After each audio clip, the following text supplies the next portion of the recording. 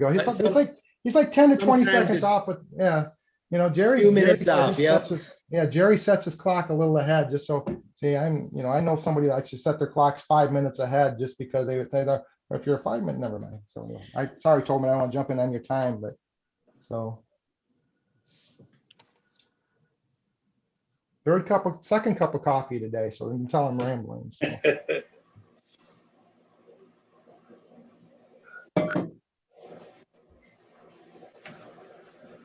Okay, I've got 10 o'clock, so we'll go ahead and start the meeting of the Finance Administration Committee. I'm Chairperson Tobin Hope. I'm calling in from my home in the city of Mount Pleasant, Isabella County. Jerry Jalzinski, participating from my home in Chippewa Township, Isabella County, Michigan. I'm Jim Horton, participating from my office in Big Rapids, Michigan, Mecosta County. Thank you, gentlemen. Next up is call to the public. Nicole, do we have anyone attending? We do not at this time, Mr. Chairman. Thank you. Mr. Chairman? Yes, sir. I guess I have a question. I'm doing it under the call of public because I don't see another event opportunity in the menu to do that. But I'm wondering if we could change the agenda order to have approval of the agenda, so that if we have something we want to add to the agenda or at least bring up for consideration, it could be done by the committee members. I know I spoke to you the other day about one thing I'd like to had on the agenda, and that was the election costs related to the 911 special election. And I'm not sure how to, you said you talked to the chairman about it, but I'm not sure how to we really proceed with issues that we have on our mind. Yeah, I did talk to the chairman, and I don't know if we're ready to have a discussion about that. I don't see why we couldn't. Yeah, Tobin, just to clarify too, that was one of the issues that we added, that Chairman Engler added to the the last committee. So, I mean, if you want to put that in there as a topic of discussion, I'm fine with it. I mean, that's it, put it on whatever order. I think we kind of decided it's more of like not an informal committee. I don't know.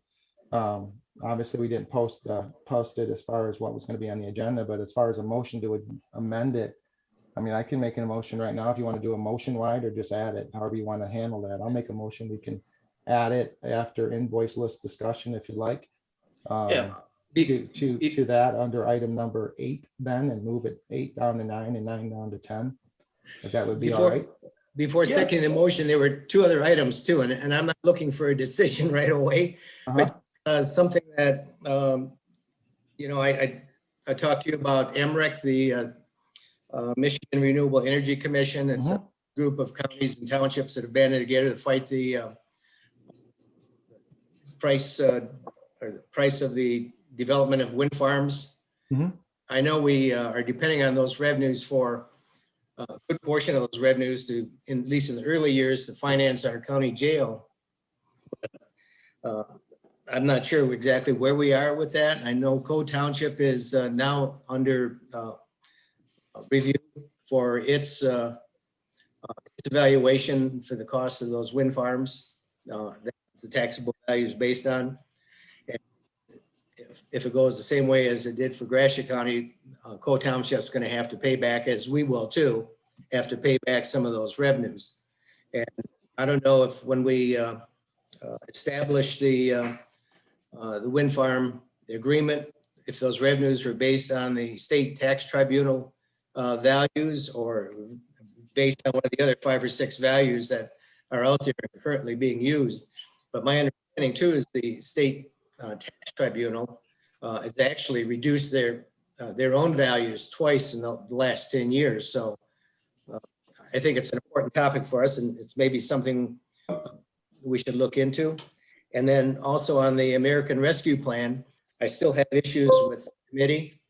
And, all those dollars may come and be used for county projects. But I think when I go to the meetings, I see that the townships, some of them don't have any idea of how to proceed. We're looking at July 27th as a deadline. And I think we're looking at a lack of leadership, because we have an opportunity to maybe get together with all our local governing units and be stronger in the process of using those dollars.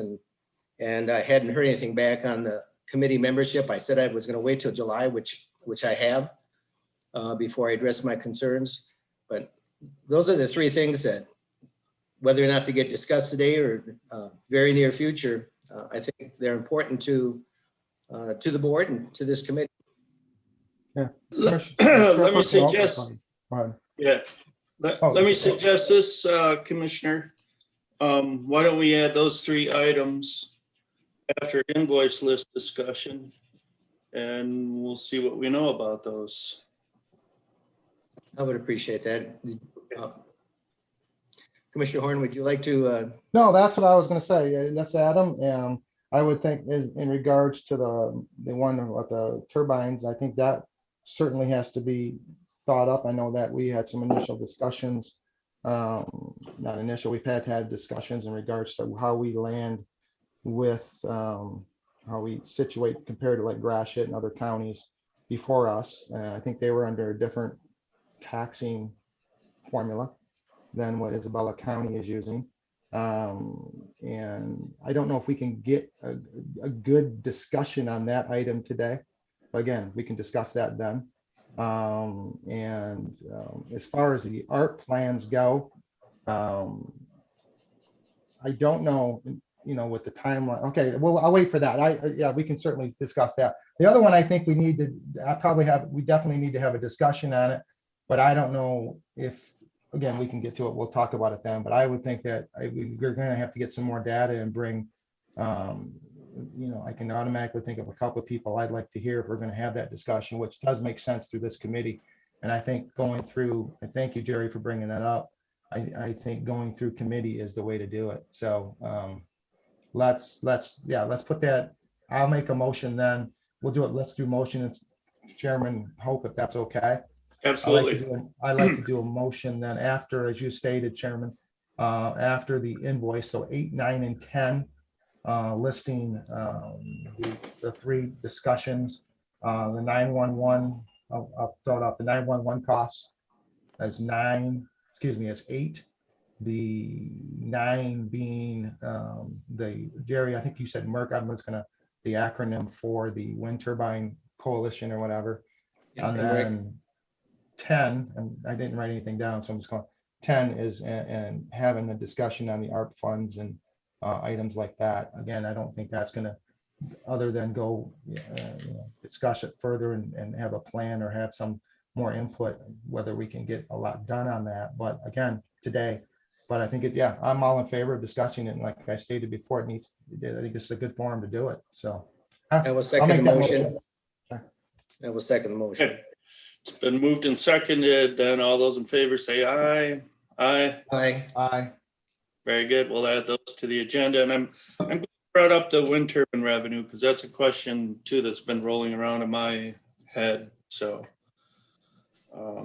we'll have discussion on those items. And moving on then to item 4 would be consider adopting Isabella County Board of Commissioners resolution number 21-7-01 pledging full faith and credit to Mission Creek Drainage District bonds and authorize the Isabella County Clerk to sign the same.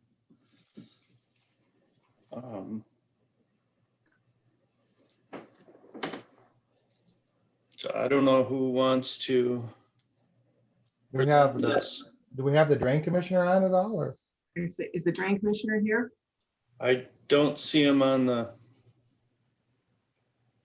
He is not on the Zoom. Okay. I don't know what to tell you. I don't really want to, it's not my area of expertise, and I don't really want to speak for Bob. I would assume if he is bringing something forward that he has got all the information he needs to do that, but I can't speak for him. Mr. Chairman? Yes, sir.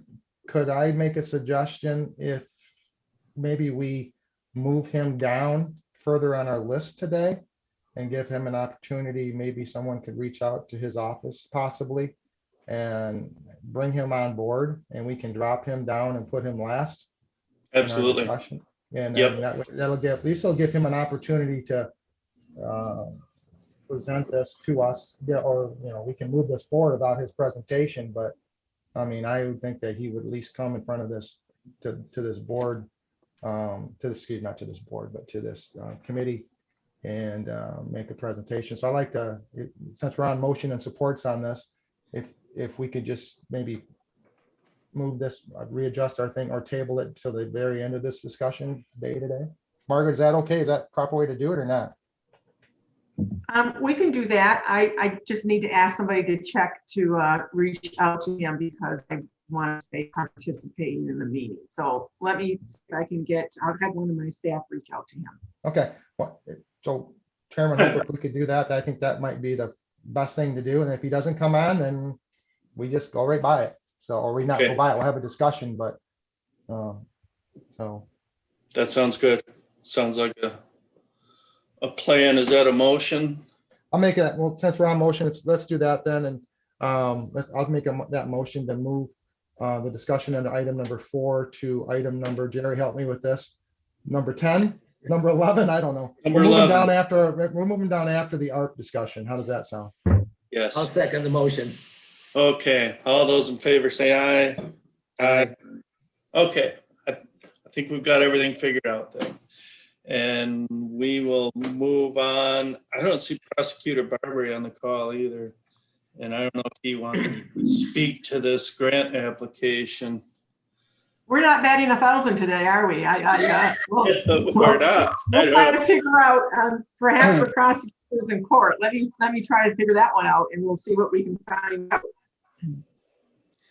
All right, I'll make that motion then to move the discussion about the fiscal year 2022 victim rights prosecutor grant application to follow the discussion in regards to the drain commissioners discussion in our Okay.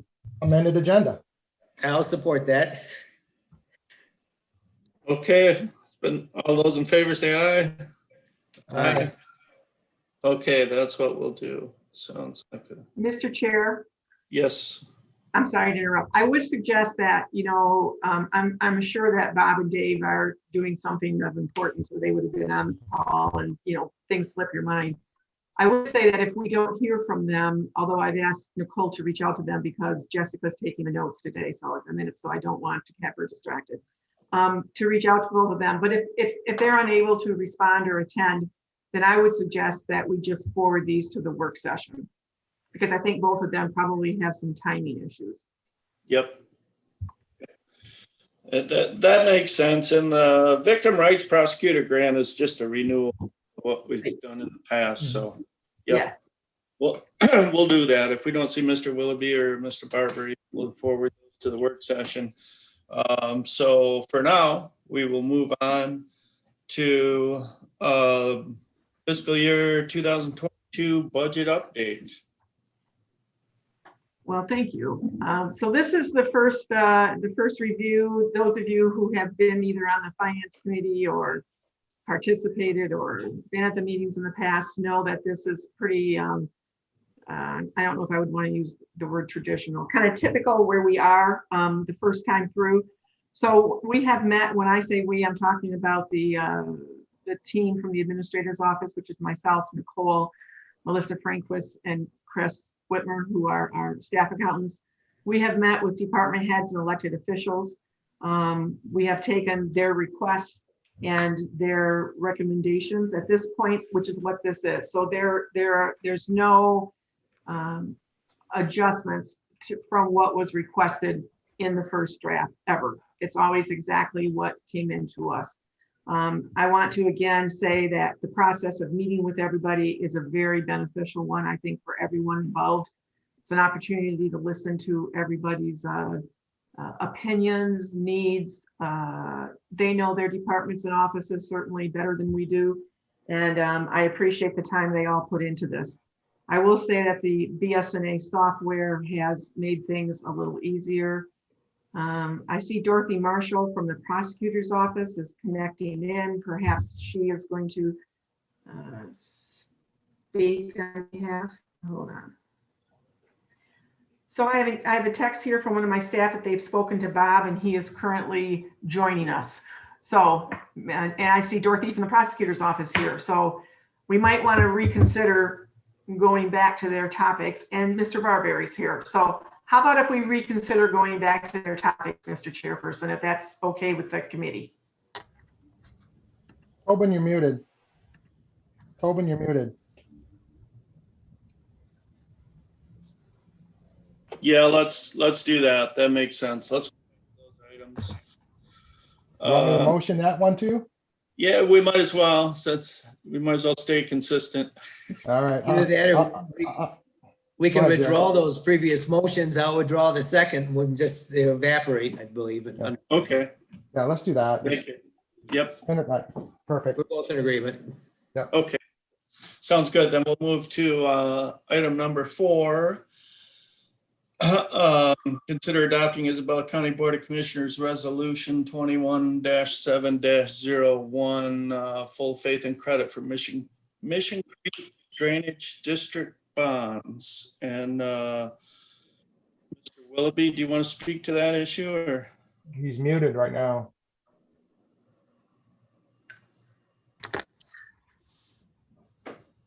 Bob, if you could unmute yourself.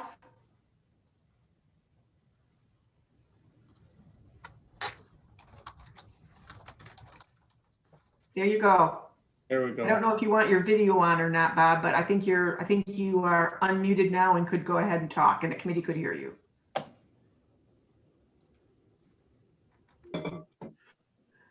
Bob, are you there?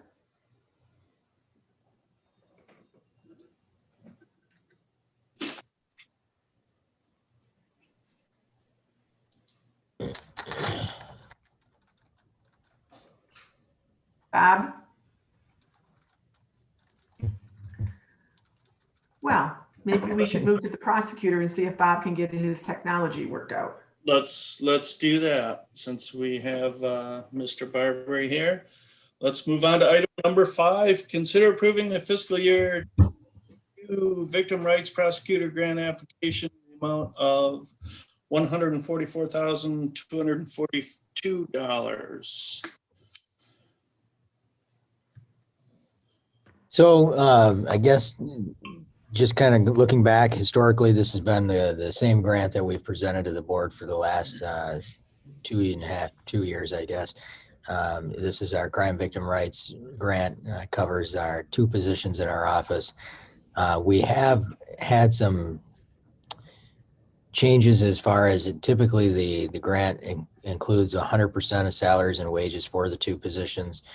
We've been trying to work with the state to increase the grant about 4 to 5%. That would cover all of our salary and wages. We're trying to live inside the figure that they gave us. Last year, they did not increase our grant allocation, even though our salaries and wages did increase. So we're in that same position this year at this point. And that's something that we're working to increase. Aside from that, it's just the standard match grant that we've had for the last several years. And obviously it's a huge benefit to our office to have the grant. I remember when we were able to make those 2 positions full-time from part-time. So it's important work that they're doing. Yeah, and right now, I mean, candidly, it's more important than ever. Yep. Okay. Any questions for Mr. Barbary? I have no questions. I support this grant application because I do feel it is needed. Okay. Chairman Hope, real quick. Same thing for me. There's definitely no issues as far as supporting the grant application. And Ms. Marshall and David, hello, how are you guys doing today? Well, I have you guys on the screen there. And I know I had to fill out some stuff a couple weeks ago. Everything all set on that? Do I need to do anything further? I know there's some goofy things you got to do, electronic signatures. And sorry about panicking there. Just wanted to make sure that I didn't mess up on my end there. I'm sure you guys said everything was okay, but if you need, like, getting back, if you need me to be available to do anything, just let me know, whatever you guys need to do. I think you're all set. We put you down as a personal guarantee on that loan and Well, I'll be knocking on your door to live, David, if I got to cover it. So there you go. hey, So, there's always space. I know, but you got young kids. I'm not necessarily looking for that household either. So I'm there you I'm go. looking for a full-time babysitter, so. Yeah, you're looking, keep looking. So, anyway. All right. So, all right, Okay. Chairman Hope, I'm all done. Thank you. Okay, thank you. Commissioner Jelzin, would you like to make that motion for item number 5? I will move taking the prosecuting attorney grant application for victim rights forward. I'll second that. And all those in favor say aye. Aye. Aye. Okay. Just as a point of information, I won't be able to make the meeting tonight. Well, I should say it's weather dependent, so I may be able to if the rains arrive. Won't be a Next meeting. week. There won't be a meeting next. Won't be a meeting tonight. Be next week. That's Next week. next week. Oh, next week. I'm sorry. I'm out regardless. I forgot. I'm down in Lansing for a state bar meeting. That's okay. I think we can move this forward. I'll send a representative from our office regardless. Okay. All right, very good. David, Thank that meeting's going to be at Commission on Aging. Okay. Or your representative can also come in remotely through Zoom. It's going to be a hybrid. Okay. Okay. Do we have a vote? I don't know. Did we finalize the vote on that? Yes. I don't can't think- remember now. I don't think we did. It was moved and supported. All those in favor say aye. Aye. Aye. Aye. Okay, very good. Thanks, David. Thank you, guys. Yep.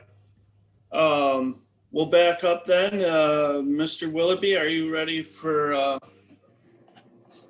your item? Can you hear me now? I can. Okay. Yeah, we're having, requesting full faith and credit for our Mission Creek Drain project. So basically a formality through the drain code that the county has to, we need to ask county for full faith and credit and anything over $1 million. This is right at $3,551,000 is our note's gonna be. Okay. Robert, where is that drain located? It's northwest of town here. It's the one that goes through the old state home property and wanders out through Scully subdivision. Chairman Hope, Yes, sir. Mr. Willoughby, I know that, some constituents of mine have had issues. I think we actually met several years ago in regards to this potential project going on. Is there anything like, give me one moment here to see, I guess if you could answer without me having to look this up real quick. Have you, what the estimated, that's going to be passed along to the homeowners or the property owners in that district. Do you happen to have any idea what the property owners' effect's going to be on that at all, or? I don't have the exact numbers with me, but between the county at large, the city got a grant for a lot of the project, part of the project on their property. The road commission and the county and the township, and I believe it's like 43 or 44% of it is going to be assessed to the property owners. Okay. That's a very good percentage. Also, a couple other questions I have is, I know in that area, there's some tribal property there. How does that affect the Saginaw Chippewa tribe in regards to that? That's my first question. So yeah, if you could answer that one for me. And second one, I see the Drain Commissioner has been petitioned for improvements. How many petitioners on that petition were there? I believe there was 13 or 14. I was looking at it yesterday. There was quite a few of them. They were on the second page. Okay. there was 14 or 15 petitions. Okay. Because I did not, only thing I've got was the resolution. Maybe I'm missing other information. But the only thing I can see was just the drain resolution. Did other commissioners get other information? Because I did not. No, this is all we received. Yeah. I'd like to see that just for my own purposes. But if you could get answered, what about this, as a Saginaw Chippewa Indian tribe, how is that, this affect them? And have they been notified or anything like this in regards to this? Because I know this, They Go ahead. have a parcel or part of the clause or something on the city's property. The city is protecting, there's an area that's restricted that we can't even go anywhere near on that, but it's a city property.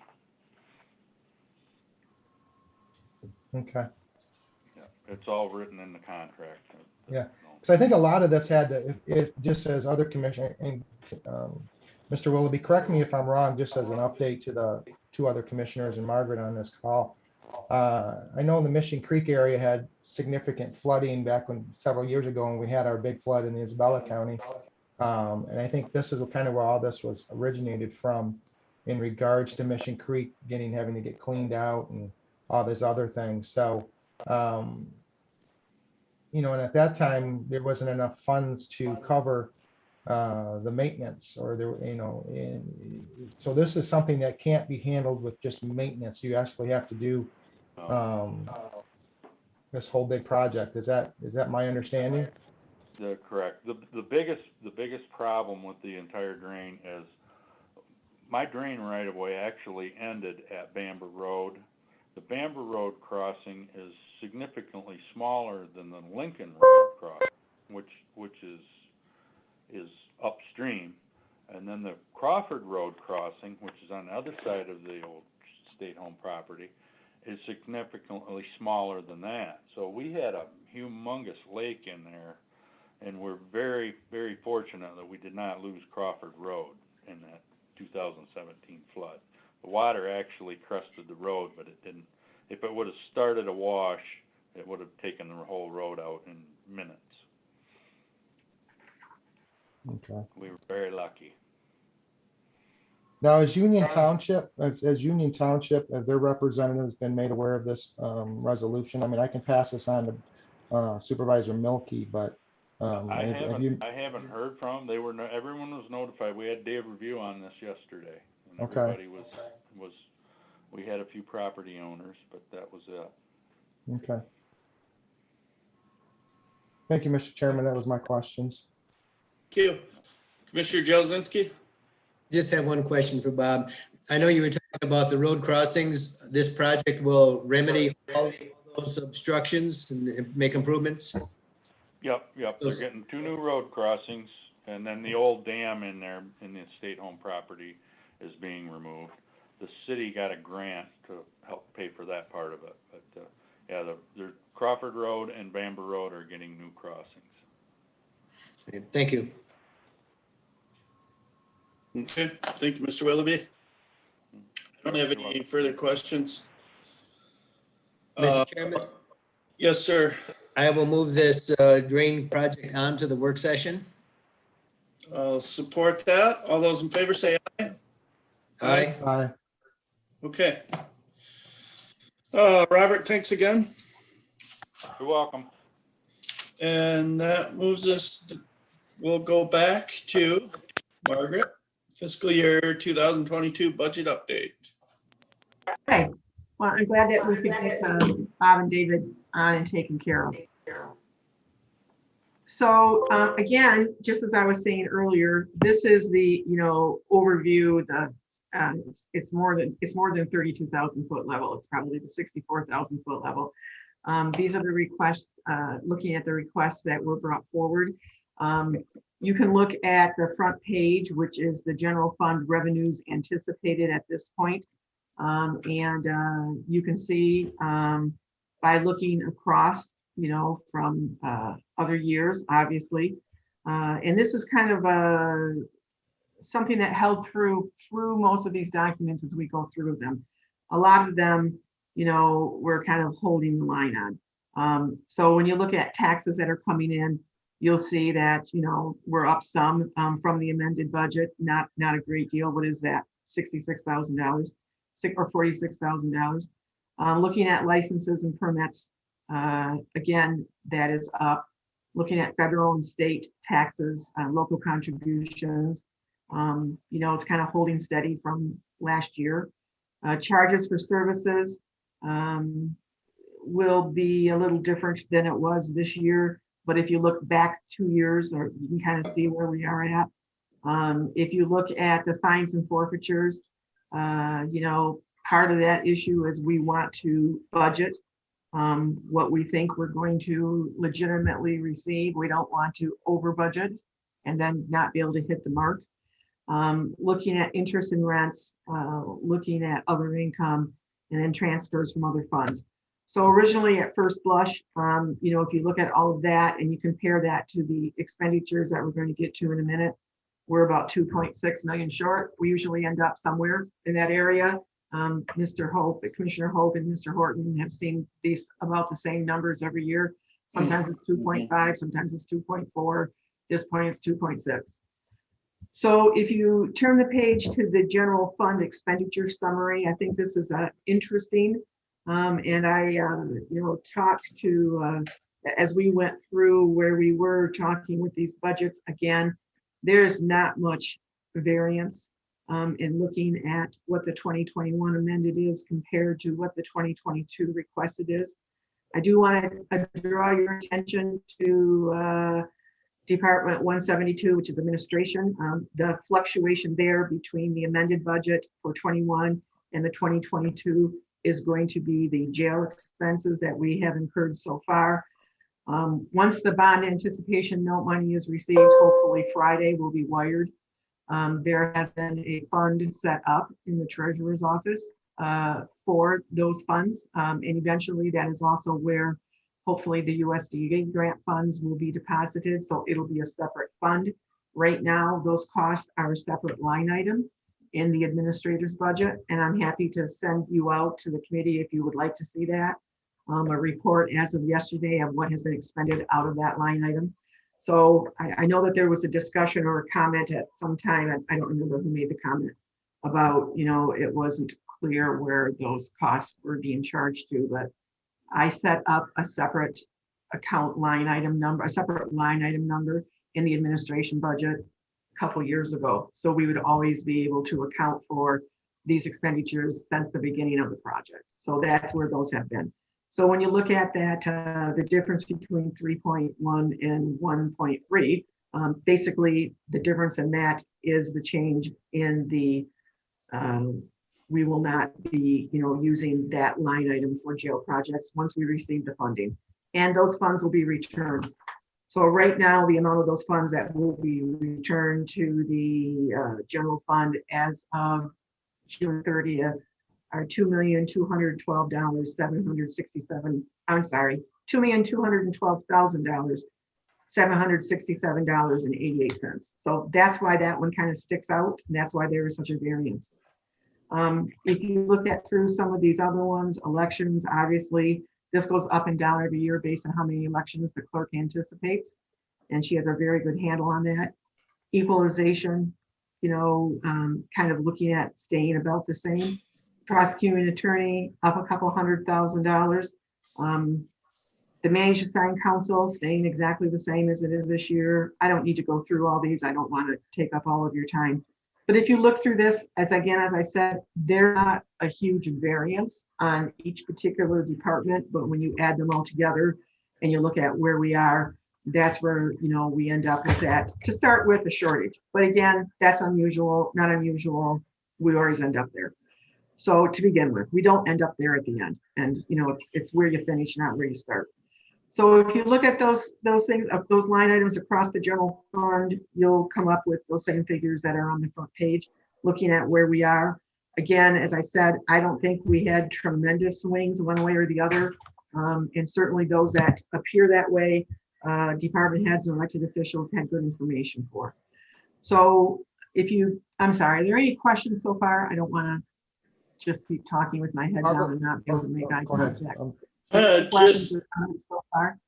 Just one, Margaret, that 2.2 million that will return to the general fund, is that already reflected in the numbers here? Or? No. No, so if you look at, for example, if you look at,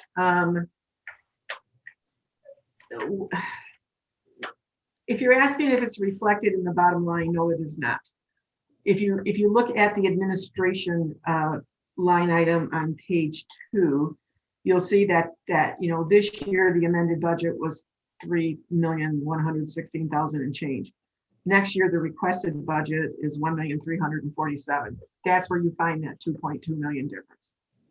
Okay. So it's the difference between budgeted this year and requested for next year. What will happen is that after the bond money is received, hopefully on Friday, then we will repay the general fund and anything else that is appropriate to do that from a due from situation. But we'll repay the general fund. That will go back into this line item. So what I'm anticipating is by the end of the fiscal year, that will then probably roll up into fund balance. You can't take those monies and put them in fund balance. They have to go into one of these line items.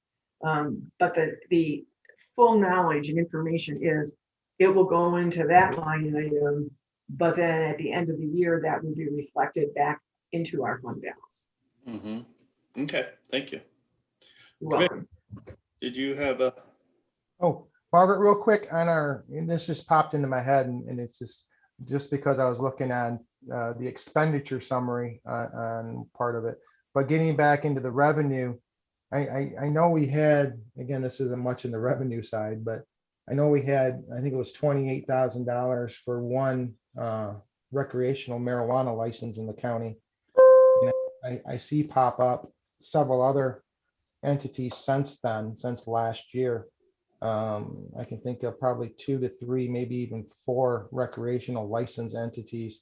Has that been reflected? Because if we're getting 28, again, not a large dollar amount compared on a $22 million budget, but has that been reflected at all or planned on or anything like that? No, because we haven't received any official notification that we will be Okay. receiving yet. So that will be a nice little piece of change that'll come in probably after the fact. The thing to remember about the budget, and I say this all the time, and perhaps some of you are tired of hearing it, but it is a living document. And, things change. We receive other funds that we didn't anticipate during the budget cycle, or we have other expenses we didn't anticipate during the budget cycle. Those things come back to the board. So, if we were to receive more of that, and again, it depends on where those, can't think of the exact term I want to use, where those stores, dispensaries, whatever term we want to use, where they are, whether or not we receive those funds. And if those municipalities have approved them. So the short answer is no, Chairman, they're not reflected here. Okay. Yeah, that was quite the, again, 28,000. I think that was just for one light recreational. I think that was in Coe Township, actually, if I'm going off the top of my head. And I know this, if again, just behind Myers, I think that's a recreational facility there. And there's numerous ones popping up around. So, I think that's, you don't want to say, I'm not going on a bandwagon for or against that product. But as far as a revenue source, I mean, again, I'm not going to go into it anymore, but thank you for clarifying that for me. I appreciate it. What was interesting is looking at the that information that came to the county to look at how many other counties had multiples of those dispensaries and therefore received multiple times that $28,000. I was surprised. It was just interesting information to me to look at some of those counties that had approved, or their jurisdictions had approved many of those dispensaries. So we just have to wait and see. Yep. Okay, and then if you look into the other funds, revenues, expenditures, which are the non-general funds, and you look at those, you can see that we'll look at, I don't want to pick anybody out in particularly, but right now, some of those folks in the amended budget right now have a shortfall one way or the other. That will all be, worked out by the end of the year, one way or the other. Some folks just haven't got all of their funds in yet, et cetera, et cetera. Not anything that we are worried about, but these are the facts. And at this point, I just wanted to bring the facts forward to you where we are. And again, we are not overly concerned about any of those moving forward at this point. If you look at the personnel request, I will tell you that there may or may not be another one or two added to this at this point. At this point, we're looking at a request has been made, and these are not recommended, approved by me. This is just information that we have received from Commission on Aging to combine 2 part-time of the homemaker aides to 1 full-time. There's a request from the drain office to reclassify their project manager, and there's a request from the drain office to reclassify the drainage technician. There's a request from the sheriff to change from part-time to full-time inmate services clerk. And there is a request from the prosecuting attorney to add a senior assistant prosecuting attorney to their staff. The next page has to do with capital improvement requests. So at this point in the general fund and facilities, I would like to just say something before I go into this information, is to tell you that I had asked Steve to put together a 5-year plan for the facilities department, of looking at our facilities and saying, particularly this parking lot's going to have to be redone or restriped or re-asphalted. Maybe in this year, maybe 2 years down the road, we need to look at a roof replacement on this facility. That boiler over there is 30 years old. We ought to think about that. He put together a very nice, easily to understand report on that. And so at this point, in the general fund, he is requesting the penthouse roof replacement in the county building. Just for anybody who is listening to this meeting or looking at this document, it's not a penthouse as we think of penthouse on the top of the county building. That is where the mechanical systems are. So it's not a luxury apartment. We don't have that in the top of the county building. So he's asking for that. He's suggesting a new HVAC system for the building. And also he needs to replace a pickup truck. That pickup truck is something like 20-some years old. The Register of Deeds is requesting a digital microfilm scanner from the general fund. The Register of Deeds requested this in 2021, but was unable to purchase it at this time. So it would not be coming out of this year's budget. It would now be a request into next year's budget.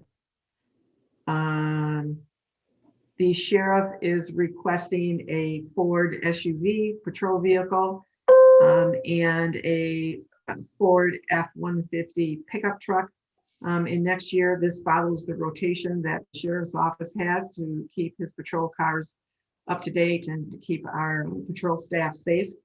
He did request and had approved an F-150 truck in this year's budget, but as you know, they're not readily available due to some, we all know that vehicles are just not as available as they were previous to this year. So he's requesting that moving forward. Under information systems, we're looking at a request for a server replacement at the prosecuting attorneys and the trial court and the sheriff, that they share together. It's not at those places, but it's for them to share.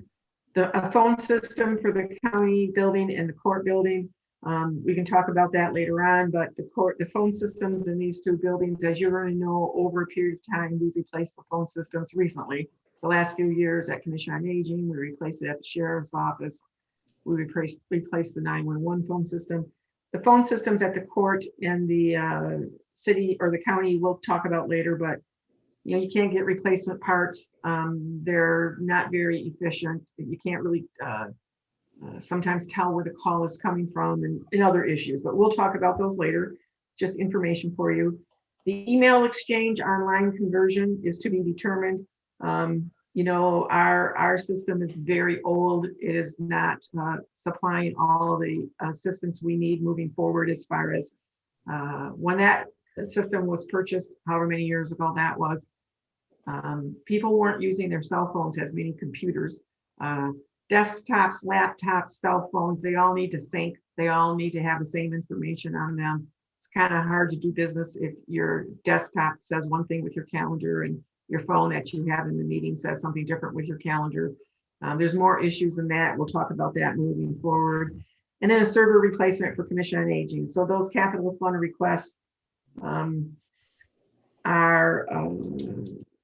$1,533,761 in the general fund. If you look at other funds at this point, Central Dispatch has a number of requests in, had to do with the radio recorder and HVAC for our radio room. You know, we're putting $1 million worth of equipment into that room due to our lightning strike that we had earlier and the replacement that we received for our system. The recommendation is to have an HVAC in that room where that is. I'm looking at some of the electrical grounding for the building, again, kind of associated to making sure that that building is well grounded, so we don't go through this again. Paging talk-through system, redundant firewall equipment, business line telephone system, command and control 800 megahertz radios, and a security fencing for one of our towers that is not on the Central Dispatch property. So those are requests. Inspections is requesting to rotate one of their vehicles. Lake Isabella is requesting to do a rehab at well 2. Again, it was not able to be completed in this budget. It was in the current budget, as was the, let's go up one to the inspection vehicle. Again, you just can't get vehicles right now. And then looking at the parks are requesting to trade in a 1/2-ton pickup truck. They're looking for a utility vehicle gator, probably a stand-on mower, and some gatehouse for those 2 parks.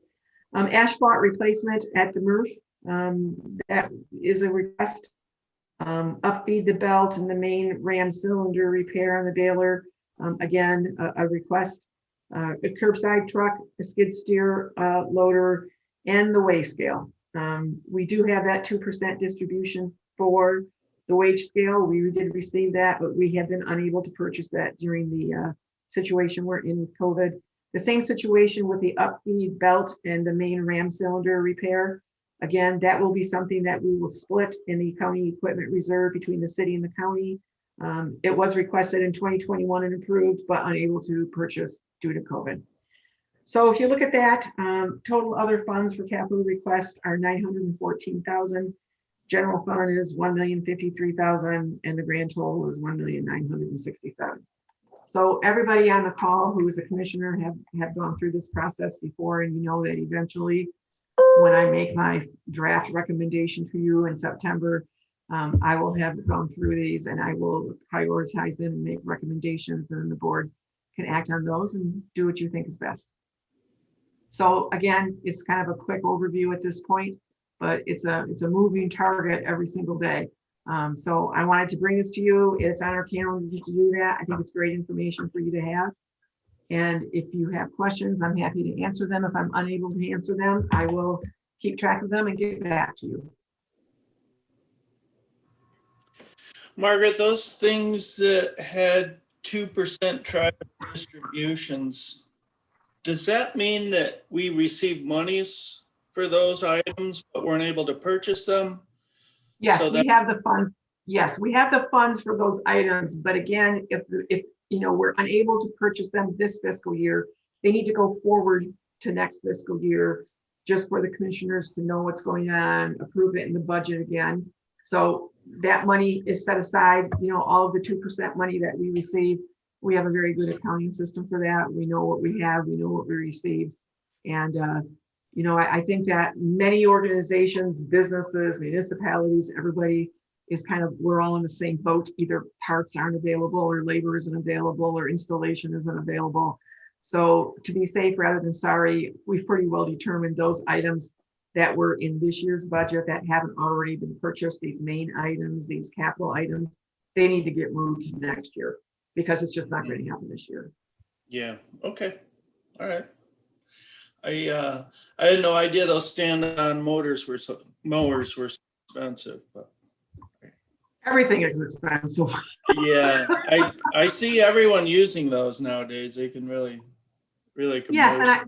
I think they're very efficient and they're quicker. And I think that, our park staff mows a considerable amount of acreage by the time you look at the parks and the county buildings that they do. And, I think some people think, oh, the county building's the downtown campus. Well, it certainly is the downtown campus, but lots of other areas and properties too. So I think that's the next level of equipment that kind of probably, I'm not recommending it at this point, but I can see the reason why the request is being made. Also, having worked construction my whole life, a penthouse to me has always meant a mechanical room on a roof. I've never seen the other kind of. Thank you. No, neither. I've never stayed in one, that's for sure. I can tell you that right now, but it is the mechanicals on top of the roof. Yes, it is. Right. Commissioner Jazinski, do you have anything? No, I don't. I know it's difficult to balance the budget, especially when those requests first come in, but it's a difficult task and one that needs to be done. Commissioner Horton. Real quick, just so I'm understanding then, the items that were not used or purchased in the 2021 budget, they'll move forward to the 2022, so they'll be put back in at the end of the year and then brought back into our new budget. Is that how that works? So it's kind of like a wash, one goes increase and then decrease? So as far as the capital improvement requests, if they are unable to make that happen in this year's budget, then obviously, and let me just make something up. Okay. So let's say that the Board of Commissioners approved $50,000 for equipment Y, whatever it is, equipment X. And that is not going to get purchased before September 30th. That $50,000 is not going to be expended this year, correct? Right. So they're not going to get the equipment and they're not going to spend the money. So it needs to appear in next year's budget if that is going to be approved and if they're going to be able to expend those funds. Those need to be approved in the budget. Capital expenditures have to be part of the budget. So it's not the first time we've had this. We've had one or two before, something happened and people just weren't able to expend it. There's more this year because of, as we said, equipment availability, installation availability, parts availability. So if we had approved that we were going to buy an F-150 pickup truck for $35,000, I don't have this in front of me, so I don't know how close that is, this year for the Register of Deeds office, which of course they're never going to, well, I shouldn't say they'll never ask for, never have asked for in my career, but let's pretend they couldn't buy it because they're not available. All the parts aren't here. The trucks aren't, dealerships don't have them. So that $50,000 approval needs to be in next year's budget because this year's budget ends September 30th. Mhm. And but I guess the reason I asked that question is just, I completely grasp the concept of going from this year to next year, no difficulties at all. And I know what happens is it looks like next year's budget is actually, if we're having, let's say for instance, you had $100,000 of all these additional items that didn't get used. That $100,000 from 2021 goes back into our general fund unfunded balance, and then it's basically we're just shifting it to next year. But I know you got to show all the costs involved. So basically, it's just a wash, even though it looks worse on 2022 because you're pulling it out, but that money is actually available to the county. Am I making myself clear? Maybe go ahead. So if we have a fund, like Commission on Aging or MERV or the general fund, and there's an expenditure in there of $100,000 to purchase X, Y, or Z. Right. And that doesn't get spent this year, then that $100,000 isn't spent this year. There's no money that's gone out for that, right? So eventually that $100,000 may end up rolling into fund balance, as an example. So when we look at the budget next year, yes, you're going to look at, oh, well, these 4 or 5 items, whatever they were, equaling this amount of money that we thought we were going to be able, that we authorized to be purchased in 20 and FY21 didn't get purchased.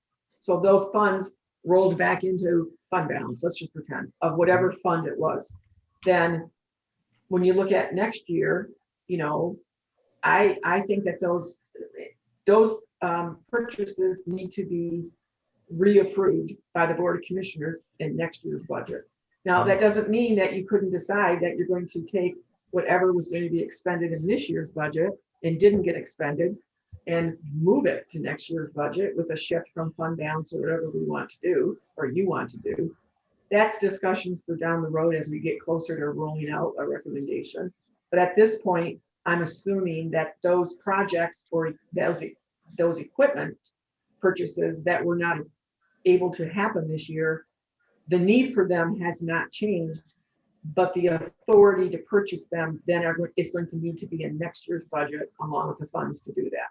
Yeah, I guess where I was going with is basically, I don't want to overuse this term, the optics of you know, the pulling of the dollars again, you know, showing that we're actually spending money when we've already approved it and have, I guess, availability of it. So that was all. I mean, you know, it's kind of like it's like a double hit to the budget without actually seeing the first one come back No. into the budget. So I get what you're saying, though. Like, it's just a way to transfer, a way to account for the monies or the approval of it. Well, it's no hit to this year's budget, because if Right, they couldn't correct. get the equipment, there is no hit to this year's budget. Right. So again, it needs to be approved in next year's budget, but the money that was approved here isn't being spent someplace else. I mean, Right. it will end up on the books.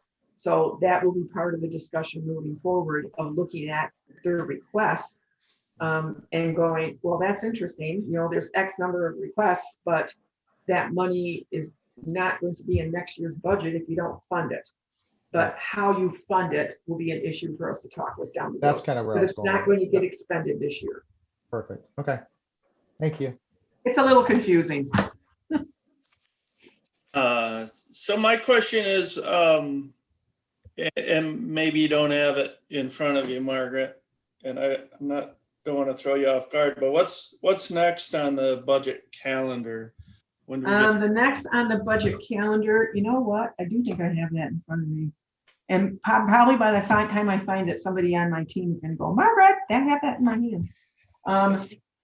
I don't have it at my fingertips.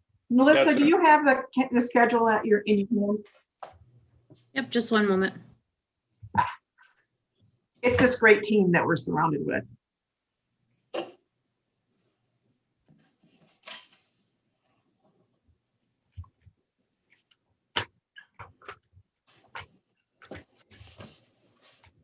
Oh, I thought I did. Just one moment. Sorry. No problem. That's all right. I have it. I do have it. Excuse me. Okay. So today is the 13th. So the second draft of the Finance Committee is August 10th.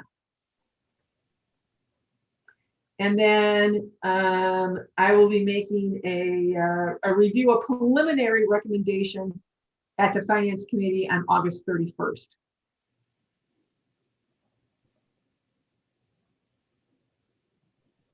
Okay. All right. Just want to know what I have to look forward to. So, There you go. I'm not even going to respond to that. Look forward to. Yeah, okay. There you go. So Commissioners, do you have anything else before we move on? No. Okay, hearing nothing else. Thank you, Margaret. Absolutely. Invoice list discussions, we had 5 invoice lists because of Matt, the week of 4th of July. So more lists than usual, but I didn't find anything that stuck out that I thought was unusual that I didn't know what it was. Commissioner Jazinski, yeah. I just had 2 questions. One is on the second list, which is the June 18th list. At the Michigan District Health Department, it's $5,875.10 for contagious diseases. Is that a COVID-19 expense, or I haven't seen that before? That's something that you do every year. It's part of our budget. That is an allocation made to them. That's on top of the quarterly that we pay the department. And then the next list, the June 25th. I don't know if I'm just gonna make a comment. It's gonna be some laughter, but Blanchard Bean Company, $6,000 for Blanchard drain repairs. Are we planting beans on the spoil banks as we cut these new drains, or I'm just wondering what that's all about? Mr. Willoughby still here? I can't answer for him, Commissioner. I don't have an answer for you. Would you like me to find out for you? Just, I guess you don't have to find out for the whole commission, but I'm just wondering, I'm thinking it must be some native plant materials that do get planted on spoil banks, but I think so. I hadn't seen that before either, so those are the only two things I had on the list. Everything else seems to be pretty much cut and dry from things we've done in the past. Okay. Commissioner Horton, do you have any? I had not, I noticed that Blanchard Bean too, and I was going, well, that's, Seems we I could had put a cash crop on there, but we'd have to get a license. That's what I'm thinking. I'm not surprised if maybe it's a crop damage or something. I don't know. I can ask Bob and see what he'll give us some information, I'm sure. Okay, we'll move on then to item number 8, which should be the clerk's 911 cost discussion. So just so the committee knows, this came up in the earlier meeting today, also in the criminal justice meeting. And I know that I don't want to, if you guys want to speak first, that's fine with me. But one of the things that we talked about was, I know the chairperson has, I believe, had a brief discussion with the county clerk about this, and I'm happy to have a talk with her too. I know that she is working very hard with all the clerks across the county and all the municipalities on this election. And I know that it's an extra election this year. So I made the comment in the last committee that I was happy to talk to the clerk and see what her thoughts are and any possible assistance. I can't, again, speak for her. I don't want to speak for her, but I'm happy to have a discussion with her and see where we're at, if that's what the issue was. I'm not quite sure.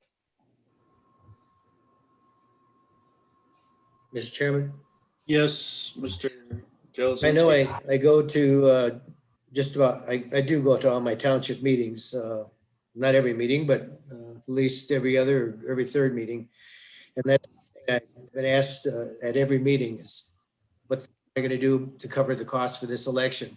I know in Fremont Township, they said they didn't budget anything for it. And I don't think Fremont Township's got very much disposable or income that can be used on various projects. And then I was surprised at the GOP meeting. One of the members that were in attendance indicated that there was a motion or resolution put on the floor at the Council of Government asking for the county to make those township, city, village whole so that they wouldn't have to have those expenses that they hadn't budgeted for. And I know when the college went out for their election, they had to pay for that special election. And it just seems, while the mistake was made by the county, it was an innocent mistake, it wasn't intentional, that we have some obligation to cover those costs, whether through the funds that county clerk has or in combination with the county to cover that. So, but it is a hot topic out in the rural areas, and I'm thinking it's probably the same thing with the city and the village of Shepherd and city of Clare. Who knows? Well, I know that I've talked with the city and I don't know, again, I don't want to speak for the city, but when we talked about it, that concern wasn't brought up to me. But again, I think that, if you are it is unexpected. It was unplanned. I do not believe, and I can get a legal opinion, but I would take a pretty strong opinion. I don't think we cannot spend 911 funds on this. You can't do that. So if we're going to spend funds on helping the precincts and the municipalities, they can't be 911 funds. So we would have to kind of figure out, do some thinking about it and some talking about it, and making sure that before we make any offers that we're doing what we can legally. And I'm happy to look into that too. I think those are legitimate questions, and I'm certainly happy to look into that. Has Mindy brought up a price tag for the election? I know that Mindy and I have not talked about a particular price tag. I was hoping to chat with her today. I do know that she had money set aside in her line item budget for the county expenses. She had money set aside in case a special election came up. I know that at that time that we had a very brief discussion, and again, I don't want to speak for her, but she had set some monies aside for county expenses. I don't know how much of that money would still be available, but I'm happy to talk with her about that and get some information, and then I can get back to the three of you. Thank you. And just to mention, Yeah, Chairman Hope? Commissioner, go ahead. just as just to mention, I know I spoke to Tobin, or Vice Chairman Hope, in regards to this last week. I can't remember which day it was. It kind of all blurs in together. In regards to this. And again, I think Commissioner Jelesinski, I think you make a very good point. It affects the outer townships more than it does. I know in today's other meeting today, I spoke in regards, I know Union Township and Chippewa Township. I've not heard from either one of out of those townships in regards to this. Maybe Jerry, you have, because I know you and I split that township. But I know Union Township actually put the encouragement, where I'm going with this is they put on their water bill this time, they stamped something just reminding the residents of Union Township to vote in the August millage, or in the August vote this time. Again, we can't stress enough the importance of this 911 surcharge being passed. And we want full support of our community, one way or the other, but have all their full support. Obviously, we want them to pay, the gift that's passed. And there's no sense creating animosity, and I don't think anything has, intentionally by any means. And if that's, and I shared Commissioner Jelesinski's statement in regards to what we heard at the last our local Republican meeting. It was brought up, and I did talk to Clerk Lux last week. This was one of our topics. Her and I are going to meet again on Tuesday, just as I said to commissioners on one of our last board meetings, and I was going to try to meet with all the elected officials. And that's going to be obviously one of our topics of discussion. And Commissioner Engler earlier today asked if this could be added to our work session agenda for the next board meeting. And I'm okay with this as far as discussing. Obviously, the clerk has to have active involvement in it. We need to know what availability of funds.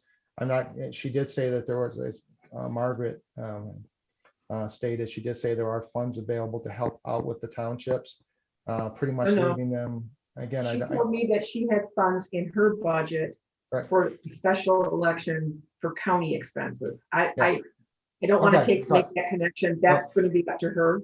So right, and I'm just parroting my understanding in my discussion. So again, everything I say, take it without coming from Mindy herself, is just myself parroting. But I think the dollar amount that the townships and everyone would be expending would be made available because of that Mid-Michigan vote. I think there's a difference in reimbursement though, because I think they're mandated to either they're mandated or they get funds from that to reimburse for special elections. I don't know how exactly that works. So we're in a little different boat in regards to the reversing the expenditures. My concern, not concerned, but I just want to, I'm always a penny wise, pound foolish mentality. And, we got $1.9 million in surcharge funds that we need to have in our county budget. Otherwise, we're coming up with those. And I don't want to have any issues in regards to this in the August election or August vote to have people angry because of this, so I think we need to look at it. Is it, without knowing anything further, the overall cost, but I think there would be something the county, this Board of Commissioners need to address and possibly, I'm not going to speak any more than that, but I would be very favorable of making sure that this does not become a more of an issue than it already has been. So, Mr. Jazinski. There was one other aspect too to the August ballot, and that is Code Township mentioned that there wasn't a lot of information out. They were surprised. They said that there was Mark did attend the Council of Government and spoke in favor of, or the need for the, not in favor, but the need for that extension. And I know as I go around to my counties and the Village of Shepherd and other organizations that I meet with, I promote that election, saying it is needed. There was a mistake made, and we need to just extend it. It doesn't change the cost for anybody. You're going to pay the same amount, but it's vital that this does get approved. So you may never have need for 911, but the moment you need police, fire, or health insurance, you're going to be glad that it's there. So I know I speak out if we do this at the work session and we can concoct a message that maybe the newspaper will pick up on the need for that. It's just another way to get the message out to the public, which apparently there's not a lot of information out there on it. Margaret? So just to clarify, there is a plan for information getting out. Mark has been speaking at different groups. He is speaking Tuesday night and the presentation section. I'm sorry, Tuesday afternoon in the Board of Commissioners meeting with a PowerPoint presentation for the commissioners and whoever is watching that meeting, because it's a hybrid meeting. So he will be making that presentation, and that's the presentation he's taking out to groups. I know that I'm going to call it the Friends of Central Dispatch. I'm not sure that's the legal term, but this some of the group of private citizens who worked on the original surcharge campaign, because as employees of the county, including commissioners, you know, we can say, and you can say, and employees can say, you know, surcharge is very important. This is what it offers. This is what it means to you. Please vote on August 3rd. But we can't say, please vote in favor of it. We can say, please vote August 3rd.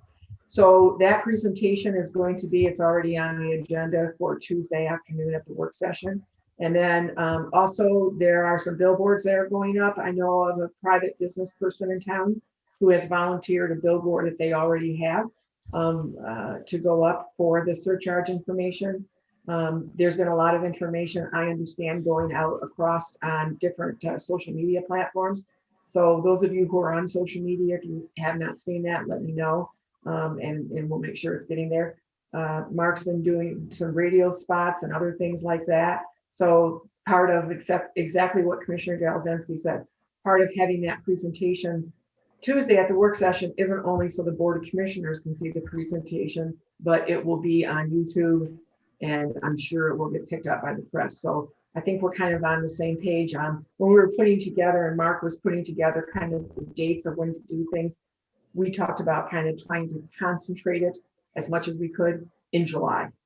So yes, you know, we're looking at the 13th of July, but that was kind of like, you know, compressed stuff as you can towards the last couple of weeks in July, so that we can kind of hit the market. But he has been doing some speaking and has been out. I think he was at, I don't want to misspeak and say it was Council of Governments. It may have been the Michigan Township Association. I can't quite remember where it was, just recently, like in the last couple of weeks. So there is a process to get that out, and those volunteers who came back and offered to do some of those things for us, again, we appreciate it, because we cannot spend 911 funds on any materials, and we can't use our copy machines to copy things and print things. It's very restrictive what county employees can do in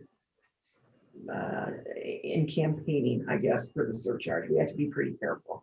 But I think you'll see a lot of material coming out. But good points, Commissioner Jazinski. I think you'll be happy Tuesday with the PowerPoint presentation. Okay. Do you have something electronically that you can send me that I could ask the Chamber of Commerce in Shepherd to put on their site? I know they get a few views. You can send that to me. I'll make sure it gets to them, and I'll make copies of it and share it with some of the organizations I meet with. Thank you. Chairman Hope? Yes, sir. Yeah, Jerry, say that just in the difference of townships, I may have mentioned this earlier. Again, it's 2 meetings back to back and too much coffee here, but I know Union, I think I mentioned about Union Township putting it on their water bills.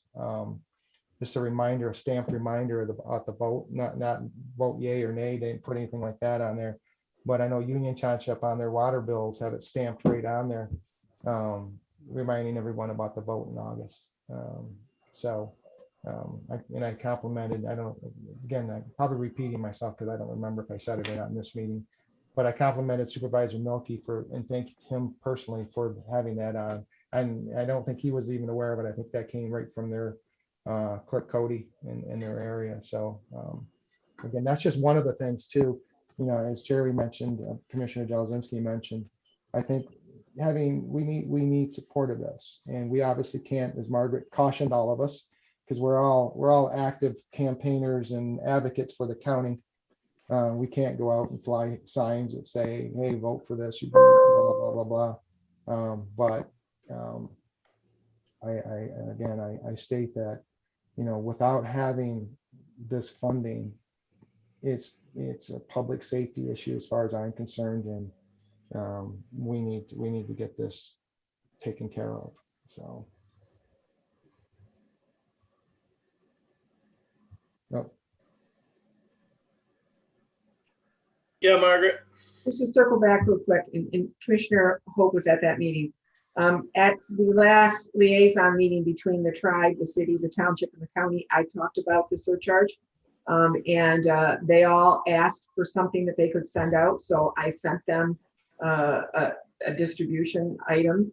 And I know that the township put it in their water bills, something. I know the city was going to add something to their residential newsletter that they do. The tribe was going to send it out to the tribal members. So that was a nice group to get a widespread audience of information out.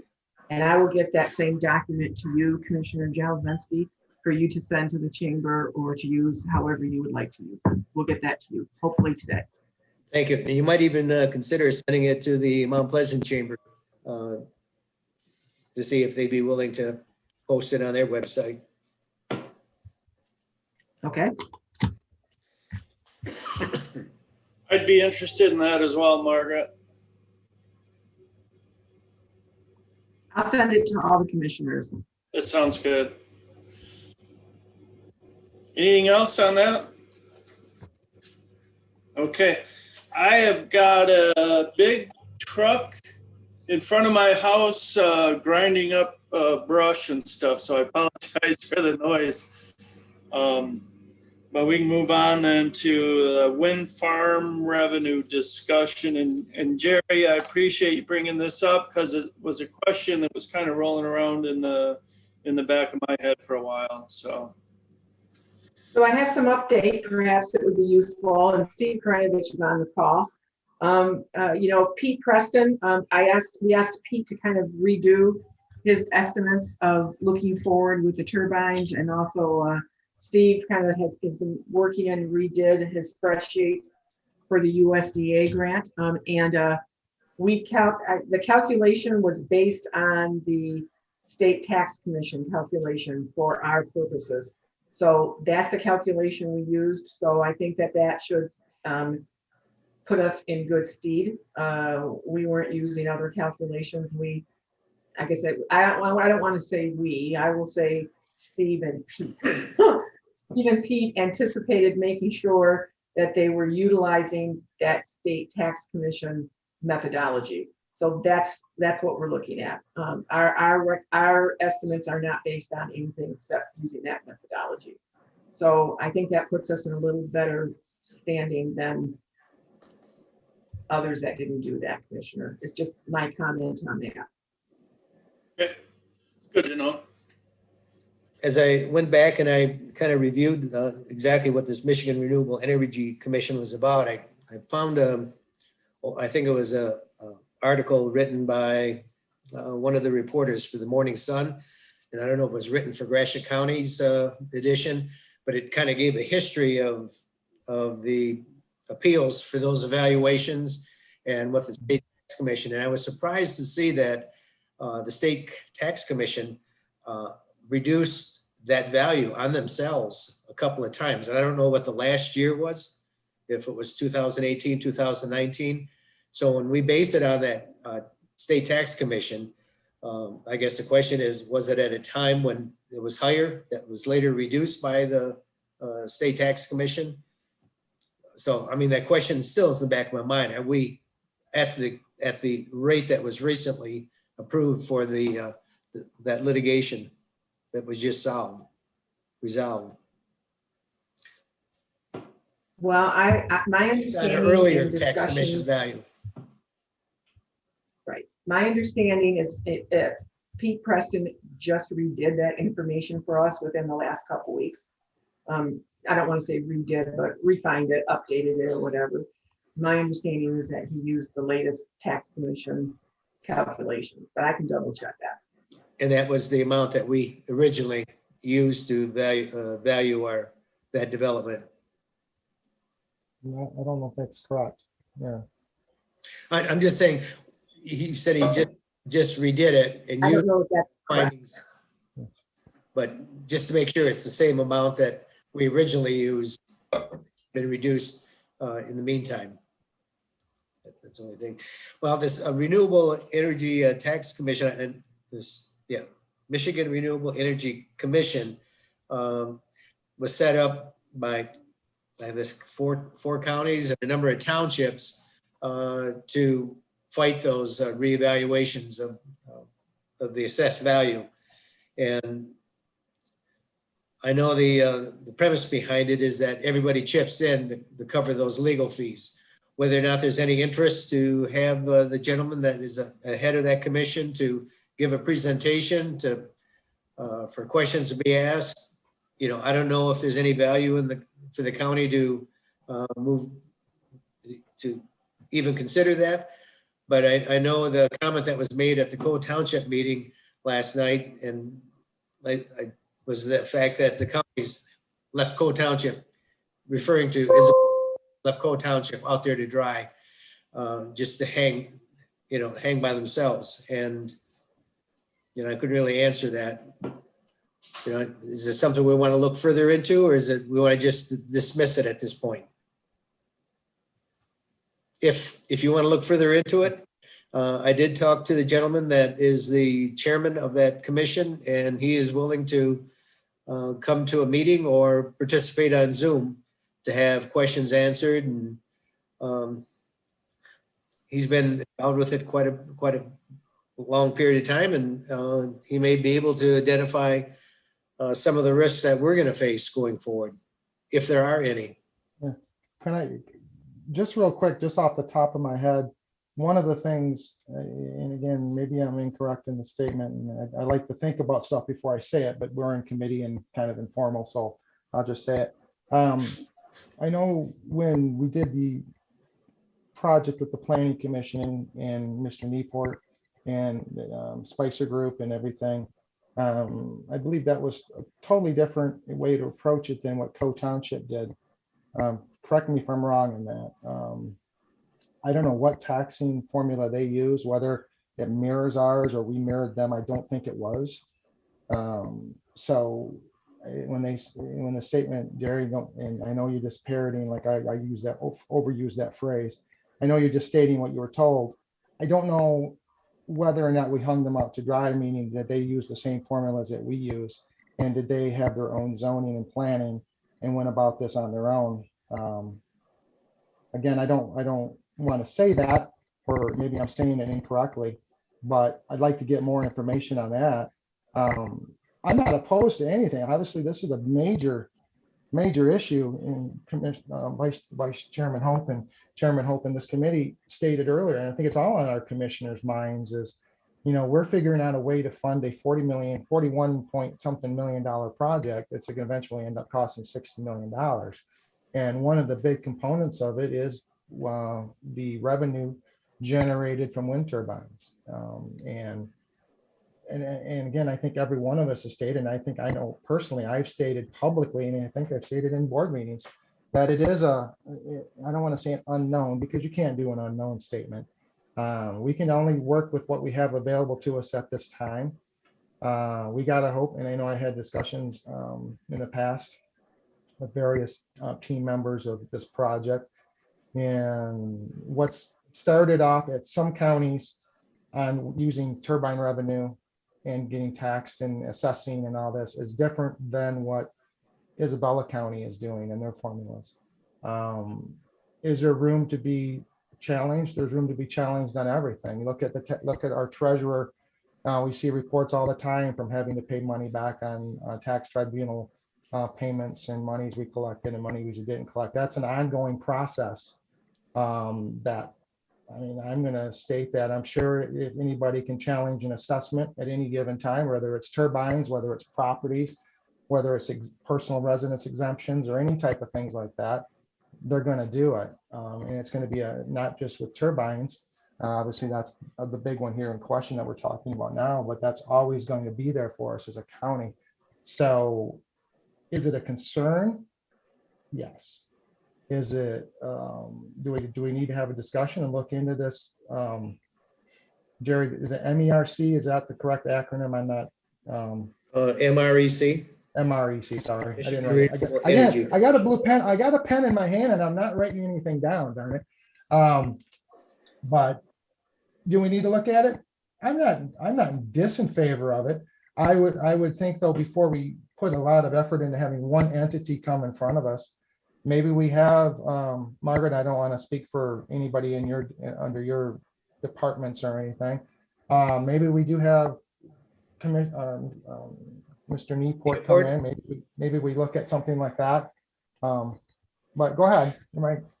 I was going to say, perhaps Mr. Neoport comes before, because I believe that he helped write the Cole Township. Cole Township has its own planning and zoning, but I think they have a contractual arrangement with the department. And so that's how they got confidence. And he would know. And I think Cole Township also used the MREC evaluation, or not evaluation, valuation table, rather than the state tax commission.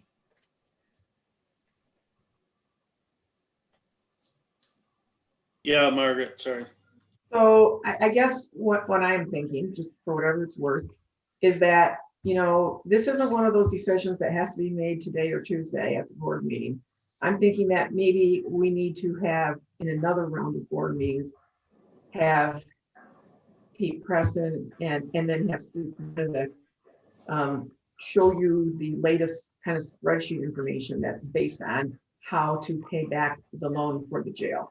So I would prefer that, yeah, we can certainly have Tim Newport come to the meeting, but Tim didn't do didn't do whatever word, he didn't figure it out. He has, his expertise is unbelievable, but for what we're talking about, probably better to have Pete talk about the evaluation of what he provided and Steve to show the latest update to the spreadsheet. I think that might answer some of those questions. Now, whether or not the county wants to join this group, to me, that's kind of a separate question. But if you want to know where we're standing right now and looking at projecting forward for the turbines in our county, not the Cole Township, but the other one, I think that is good information that Pete can share and Steve can share the spreadsheet, and that might answer those questions. And then if you want to consider joining this other group, then we can consider that. Just an idea. That makes sense. Yeah, I to me. misspoke, Margaret. Yep. Yeah, I like that much better than Mr. Newport. I think we're cutting right to the meat on the bone, so to say, getting those questions answered by Pete Preston and Steve Krenovic. So Jerry, I don't know where, Tobin, you're the chairman of this committee, but I would personally like to see that maybe. I would think this committee is a perfect spot for it. And you can, as far as the agenda goes, but I would personally like to see that sooner rather than later. That's what I was thinking. I would definitely like to hear from Mr. Krenovic, since he's kind of reworked that spreadsheet that we've been sort of working off from. And also Mr. Preston. So Yeah. how about if I arrange for them to come to a finance committee meeting? I don't know, I don't know everybody's schedule. I can try for the next one. If we can't make that one work, then we'll get one that we can make work and have Steve, and Steve's here today. Steve, have Steve and Steve and Pete chat about that. Steve, is there anything you want to add at this point or no? No, I don't think so. I mean, I agree. I mean, we've reworked the spreadsheet based on, Pete's new calculations and so forth. So, and just, projected it out again. And obviously, if you remember, we started with, I think, 21, which is already done. I mean, in theory, that tax year is and we don't have a project and everything. So, but when we built it and continued to carry it from that original starting point where we started it back in, I think it was September of 2020. So, that was we didn't change it from there. I mean, basically we took that same spreadsheet that everyone has seen before and just updated it last week and based on Pete's new numbers and stuff. So, so I think that it'll be familiar to you as you look at it. It's just got more updated information. But yeah, I was just looking. I mean, I'm available. I mean, I guess you can check with Pete, but I know the next finance would be the 27th, if I'm looking at that correctly. So, that works for me if it works for Pete. And so, whatever, I will do whatever you'd like me to do. Okay. I'm in agreement with that. I think it's reasonable to take a look at where we are now and determine whether or not we have a problem that we need to have some greater amount of support in. So I think it's a good way to proceed. And I can go back to Code Township and let them know that we are talking about it. I'm surprised they weren't here for public comment because I was the only person they were going to be, and they were going to speak to this issue. But I will follow up with the township to let them know that we are taking the litigation serious and the finding, and we're looking at it further with the county. Sounds good. Sounds like a sensible plan. Anything else on that? Okay, then we will move on. Seems like the truck across the street is quieted down a little bit, but I'm getting a pouring rainstorm up here, so all of you folks in Isabella County, it's probably headed your way. oh yeah, I imagine. It's pouring It's down dry like yet. crazy in Big Rapids, so it's pouring down like crazy in Big Rapids, so I'll probably It's- follow it as I'm coming back to Isabella County today, so I'm coming into town, as we say, this afternoon. Okay. American Rescue Plan Funds discussion. So- Yeah, Margaret, go ahead. Let me just tell you where we are. So last week, and I don't remember what day, because I can't keep track of the days anymore, it seems. Last week, at least midweek, if not later, maybe it was earlier, I'll just say last week, the Department of Treasury released registration information for non-entitlement entities. So the counties were entitlement entities, and we had to go register too. But, the funds were released to the counties first. So townships and cities, unless they, hopped on right away last week, and I don't know that Treasury has released funds to them yet. It's just interesting because, as we've said since the beginning, counties aren't always included in these types of federal programs. So it was a kind of an unusual situation. First of all, gratefully that we were, and that we received the first release of funds. My understanding is those entities' funds are going to be going through the Michigan Department of Treasury as opposed to the county ones who went to the Federal Department of Treasury. So as far as working with other entities, that has always been the plan. I mean, I've talked before about talking, at least so far, with the township in the city and the county, talking about, when we're to the point of starting to have those discussions, to start talking about other entities.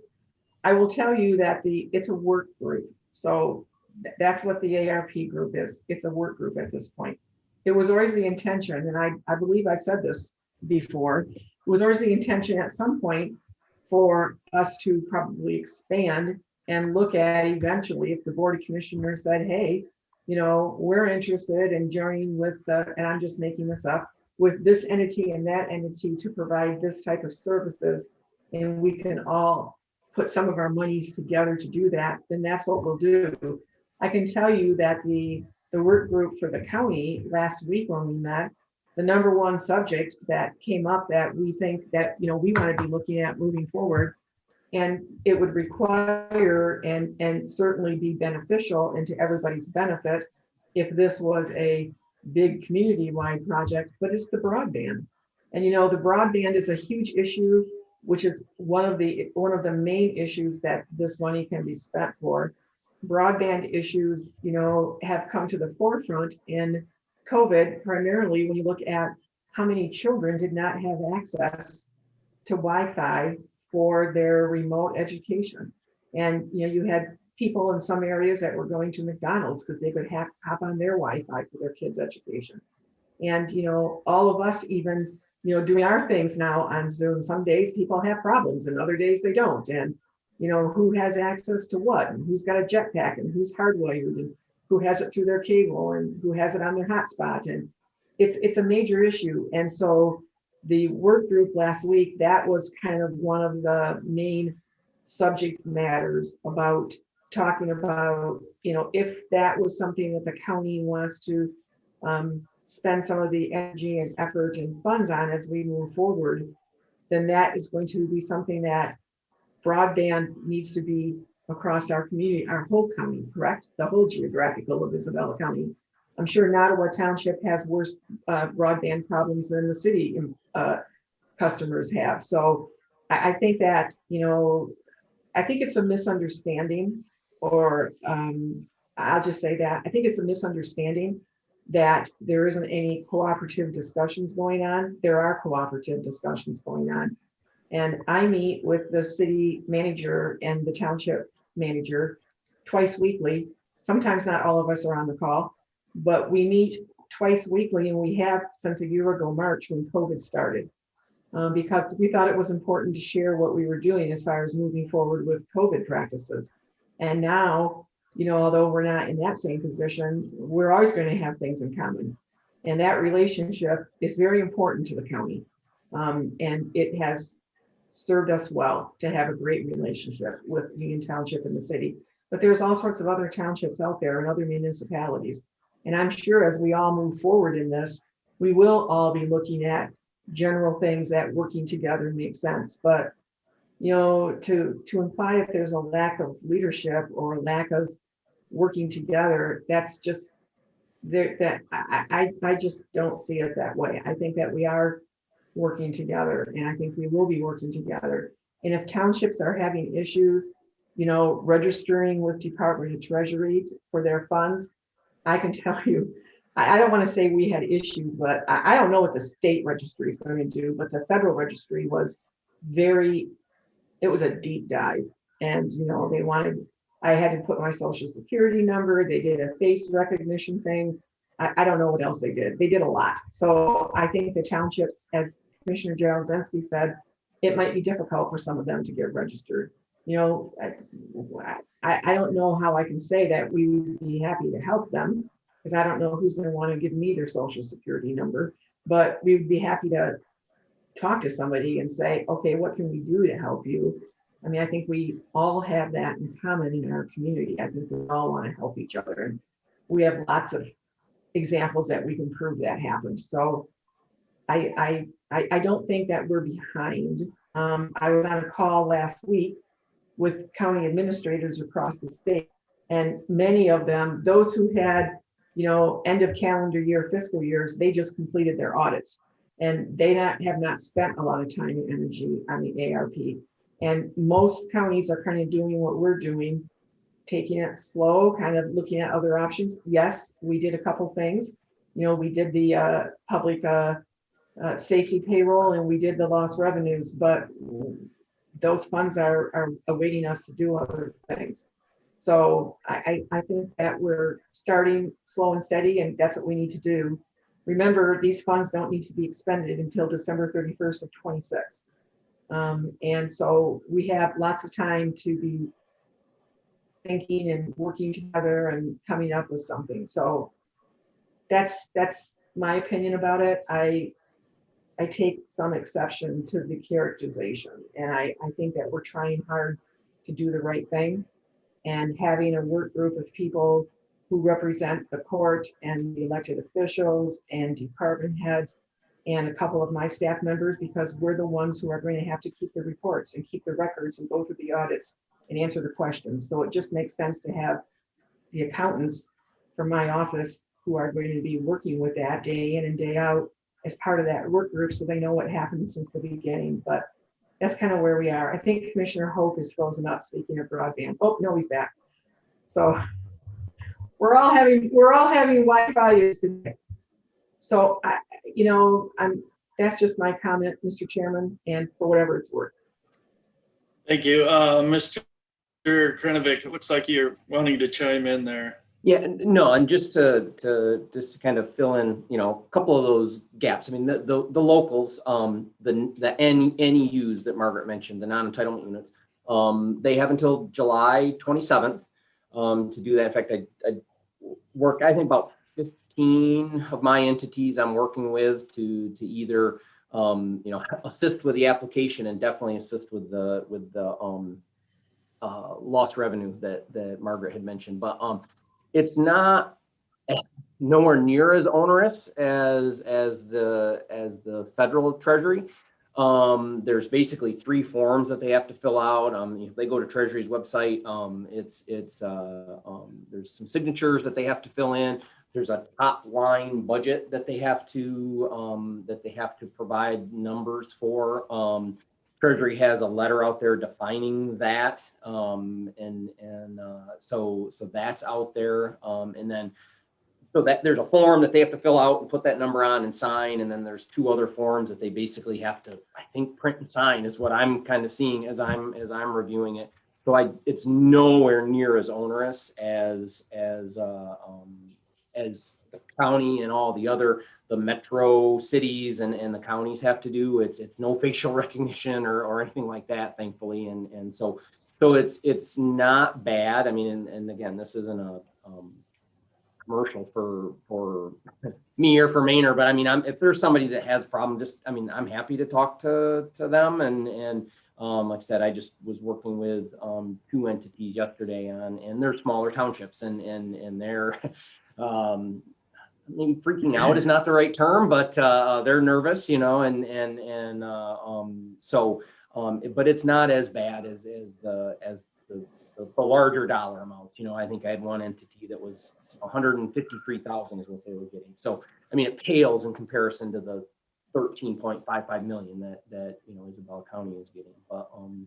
But it's obviously it's work. Obviously they have information and so forth, but it's nowhere near as bad. And everybody's going to be a little bit different because everybody's got different fiscal year ends. Everybody has different level, so I think it would be hard to do something countywide at the county level to assist. But like I said, I mean, it's not as bad. I mean, I would encourage those, like I said, those county or those townships and so forth. Again, I'm happy to talk to them, have them talk to their auditors, their current auditors. It goes back to, they need the same information that you needed for your lost revenue calculation. So they need multiple years worth of data to put that together. But it's not quite as bad. The application process is not quite as bad. The lost revenue calculation is exactly like we had to do it for the county. So anyway, so that's kind of the gist of it.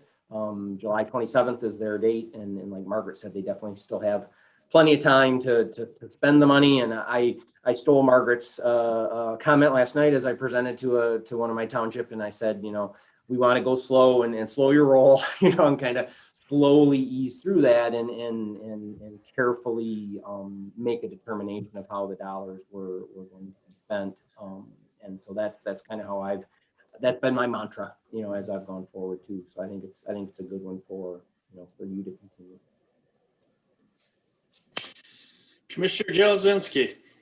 Well, I know when the committee was first set up, I think the optics were really bad. When we have $13.5 million and we're going to control the information internally with one elected official and administration and direct reports.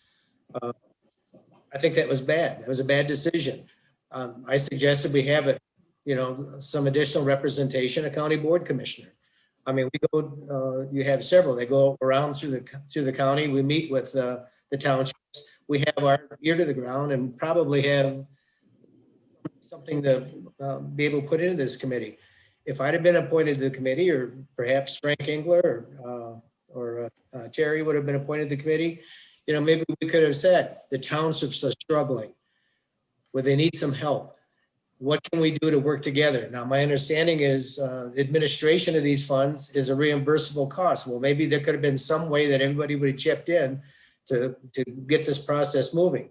Now we're looking at July 27th. If the townships, I think the city and the villages don't act, they're not going to be eligible. They're not going to have that pool of money available to them that we may have otherwise had to spend on broadband, especially in our rural areas. I think we have a lost opportunity, and I'm not sure. I encourage Cole Township, they were going to apply. I encourage them to apply and get the funds, and we'll see what we can do. I know I'm going to go to Fremont Township and Lincoln Township.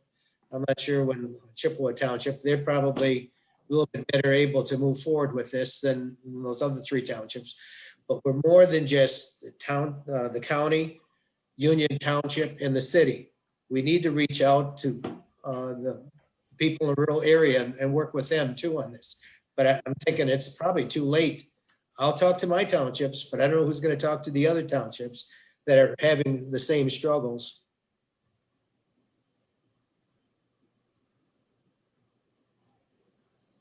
Thank I you. think Yeah, go ahead, Steve. I think in my mind, because again, and for what it's worth, and I'll just say it and take it for what it's worth, but their eligibility, they were going to get money, and then the thought was actually, I think it was last Thursday was the first time that they had eligibility or ability, not eligibility, but ability to go in and sign up. That was the first for these NEUs, so these smaller entities. That was their first opportunity. Treasury just released that on, I think it was Thursday night. So I think Friday was probably their first opportunity to actually physically go in and do the application and so forth. And you're right, Commissioner. Definitely encourage them to take their money, and to apply and get their money. There's basically three options that they have is one, accept the money and do the application process. Like I said, that just was opened on the Friday before the 4th of July, accepting the money, or secondarily, if they decline the money, that money goes back to the state. And so the state will spend their money basically. And they'll put it into their pot or the third option is, I think it's called deferral or that they don't accept it, but they don't just stay moot or they don't decline it. They defer the dollars. If they do that, what ends up happening is that goes back into the pot for the rest of the NEUs that do accept the money. So for instance, like I said, I had a township that was 153,000 was their estimated number. And I've got that list that's on Treasury's website. I'm happy to share that with any, so you could look at your townships and if you have villages or whatever that are in your jurisdiction or within the county in total, you could see. But that if they deferred their dollars, the money goes back into the pot and then gets reallocated to the entities that do accept the dollars. So if you have somebody that defers their $200,000 that they were supposed to get, that money goes back into the pot. And if you've got, X number that have accepted, that 200,000 gets proportionately allocated back to, back to the entities that have accepted. So the key is, like you said, 100% tell them to take their money, get the dollars. But if they decide that they don't want the dollars, they should, defer those dollars. So then the other NEUs throughout the state get the money. It doesn't just go back to the state. And then the state gets to spend it, and so I think that's the key that, I think that you'd want to stress to your locals. But I think but like I said, their eligibility didn't start until, until the end of the day, Thursday or Friday, last Friday or something like that. So that's kind of how the timing is. And that's how, I would stress to them to be sure to take their money, for lack of better. You're well informed on that. You know the procedures. What I'm saying is you have volunteer, even more so than county board commissioners out there that don't have that type of background, or they get confused. I mean, a lot of these township officials, they're actually the ones doing work, painting the township hall and the like. But somehow we got to reach out to all these townships before that deadline comes to let them know to take the money, especially if we're looking at making broadband improvement throughout the county, because it'd be nice to have a larger pool of dollars to get that job done. But if we get beyond the 27th, and I'm willing to make contact with my townships, but I know the MTA has reached out, so hopefully they've heard, the last call that I was on happened to be, related to, was MML. So MML and which is, mainly cities and villages, but I think MTA is doing the same thing. So I would hope, I hope that the townships are all part of MTA, and I know MTA has reached out to them. But, again, they need to take the initiative and like I said, it's a lot of that information is right on Treasury's website too. And so if they, take that step to, even I found it, and I'm not the greatest on surfing or whatever and finding things on the internet. So I know a lot of that information is out there, but anyway, but definitely MTA should be able to. Margaret? So this might be a suggestion, and I think I agree with Steve, certainly recommend that they talk to MTA, but MTA is not going to go and help them physically do it. So here's a suggestion, maybe. What does this committee think about if I send out a notification email, whatever, to townships on your behalf that encourages them, and I'll work with Steve on it to make sure the lingo is right, encourages them to register if they don't accept the money, to defer the money, but encourage them to accept the money so that we can work together on a county-wide process. And if any of them are concerned or don't feel comfortable going in and registering, what about if we did some type of I don't know, maybe I'll use the term workshop at Commission on Aging, where we could keep people distance apart, tell them to bring their laptop with them, and maybe we could put together a little program on this is how you want to register, and they could register then. If they have laptops. If they don't have laptops, I don't know. I suppose we have some extras there that we could do that, but that's just an option. Melissa Franquist, who's on the call, one of our staff accountants in my department, she sat with me while I registered, and the one for the feds was a deep dive. Steve is right. That was complex. And I was glad to have somebody a lot younger than me and more technical sitting next to me. So I don't know. That's just something that we can throw out if we're interested in doing that or not interested in doing that. I don't know if that's what we should be doing or want to do, but it's just a suggestion. Commissioner Jazinski. I think that's a great idea. If administration would reach out and if necessary to have a Commission on Aging, a work session where everybody could come in and you'd help them through the process. I know that timing is critical on this, but I think that that may help the situation greatly than to do nothing. Then I appreciate that offer, Margaret. Mm-hmm. Yeah, I would echo what Commissioner Jazinski said. I think that's a great idea. And, some of these smaller townships, they're run by people that have other full-time jobs and if you need a little assistance. I mean, to put this together, you're gonna have to scramble to do it before the deadline. So I really appreciate that offer. Well, I'm looking at today's the 13th, it's Tuesday. They have to have the stuff, they have to be registered by the 27th. That's correct, Steve? Yes. Yeah, so, that gives us 14 days. I mean, it's an option. I mean, we can offer it. If nobody wants it, then nobody wants it. If two people Yeah. show up, then it's doing. So, Chairman O?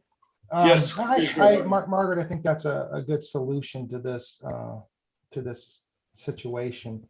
Not a solution, but I think it's a start with the situation. Obviously, and again, we've had discussions, and I think I've talked to Commissioner Jelezinski and Commissioner Hope in regards to the ARP funds, and we're going to have multiple discussions going forward, especially this year and next year. Don't forget, we have $6.5 million more coming in next year. So,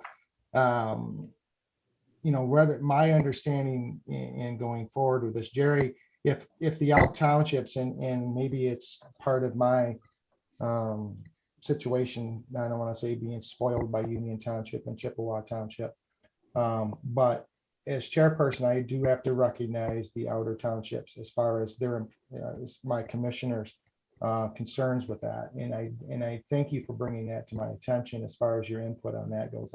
I thank Commissioner Engler and earlier today too, and Commissioner Hutchinson. I haven't had a chance to discuss with him, but I met with him last week and talked a little bit.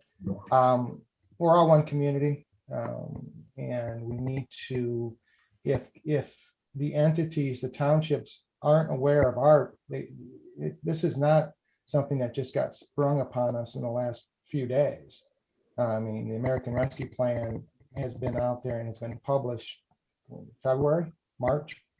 Dollar amounts, again, Margaret said earlier that being the county and being first in line, for lack of a better term, is rare. Usually we're even forgotten in certain aspects. So that's a unique situation for the county. That being said, and I do understand the smaller townships and their officials in the smaller townships is more difficult. I grasp that concept. I mean, we're all part-timers in this role as county commissioners. I'm sitting up here in my law office, taking the time out of my day to sit in 3 meetings. Tobin works, Jerry. I don't know exactly, Jerry. I know you're semi-retired, but you put in a lot of years in, and you know exactly where I'm going with this. I mean, Steve Swaney works well. Terry Hutchinson, I visited him on his work site, and he was busy in a one-arm paper hanger. So, we're all working and we're all doing this. And, we have responsibilities. We're elected. We have responsibilities.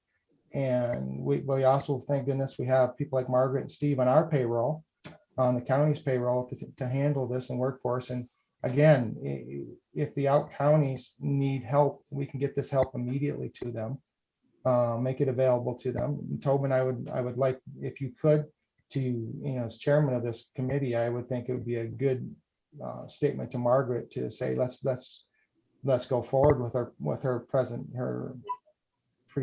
to us in regards maybe how to not get the ball rolling. The ball should already be rolling, but offer help.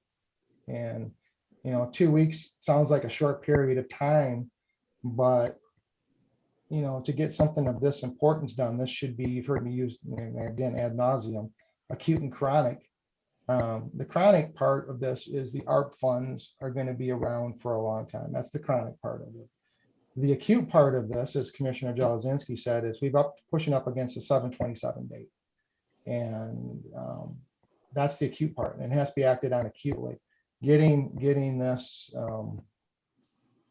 getting the outer townships and the municipalities, whomever needs to be notified, and helping them, extending, say they need to do this or you need to do that, or here's your options.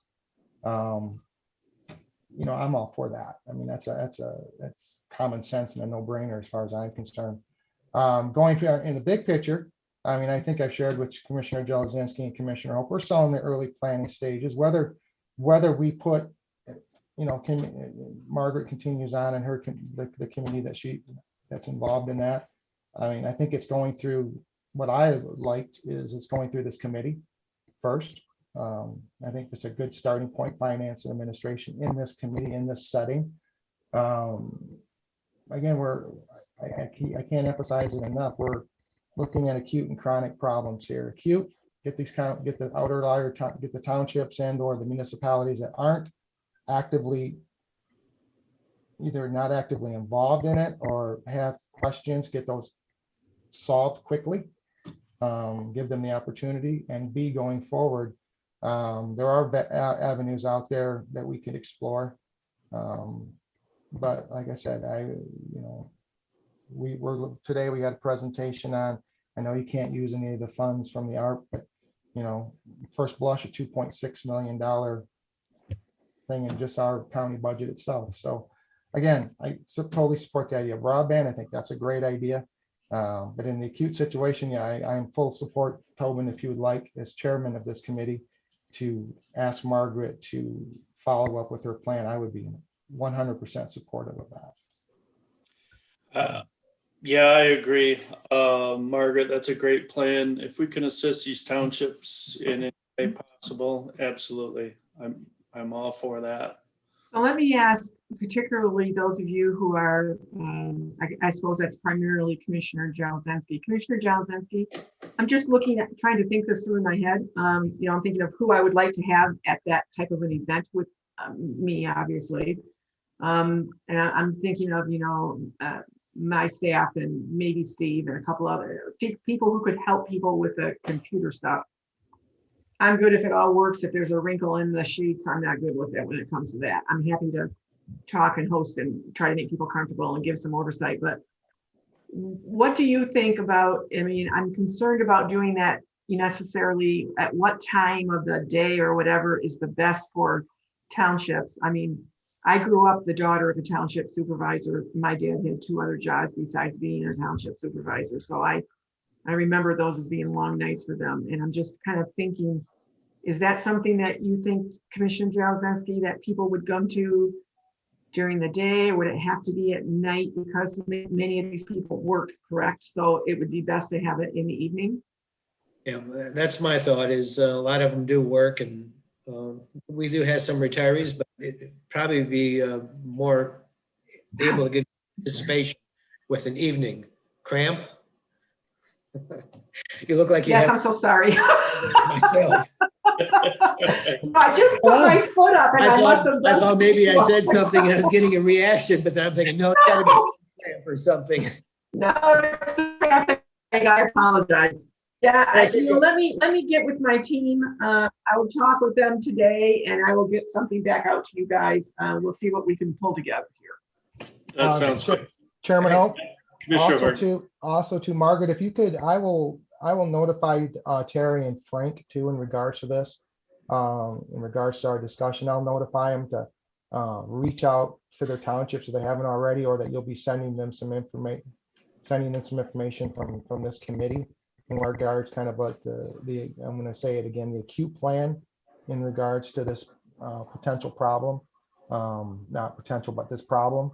And again, I think it's, if that's what, again, full support of it. So like I said, Great. I'll be more, We'll and I'll reach out to Frank. we can pull together. I'll reach out to Frank and Terry, and you do the, you send them the emails. Chairman, Hope that's okay if I reach out to them. I know it's coming. from your Absolutely, committee, but yeah. if I reach out to them, Commissioner Jelezinski, are you okay with that too? That's Since it's coming fine. from this committee, okay. That sounds good. I'll reach out to them and let them know. And also the other commission, Tobin, I know, but I'm sure the city's got all their everything in line, but I'll let Commissioner Swaney know, also Commissioner Moreno, in regards to kind of what came. Well, they'll actually get that, so I probably won't call them, but I'll definitely call Commissioner Hutchinson and Commissioner Engler. I think they can read the statement, and so.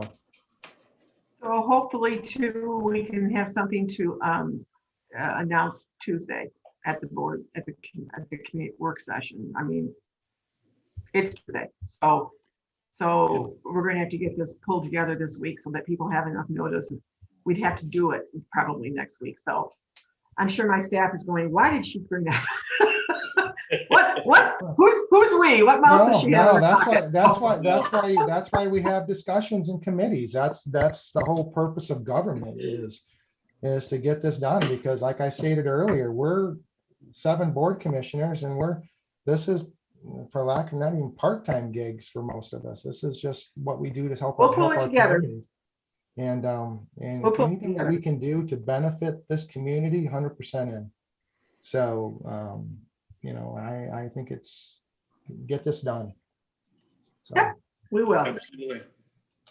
Sounds good. And thanks for offering that, Margaret. Sure. It sounds like a good plan of action. Anything else? 2 hours and 4 minutes, Vice Chairman Hope. That's I know, it might be a record. You know what? It's quit raining here in Isabella County, so you guys have something to look forward to.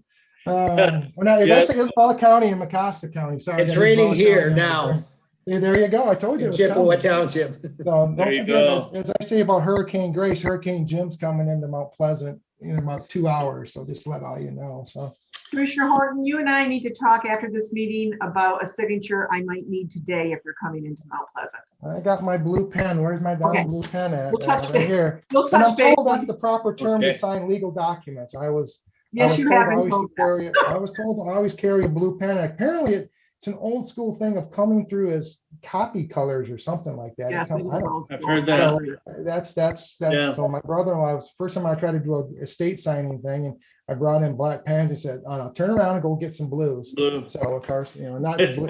So I went up, I got so many blue pens now here in the office, I don't know what to do with them all.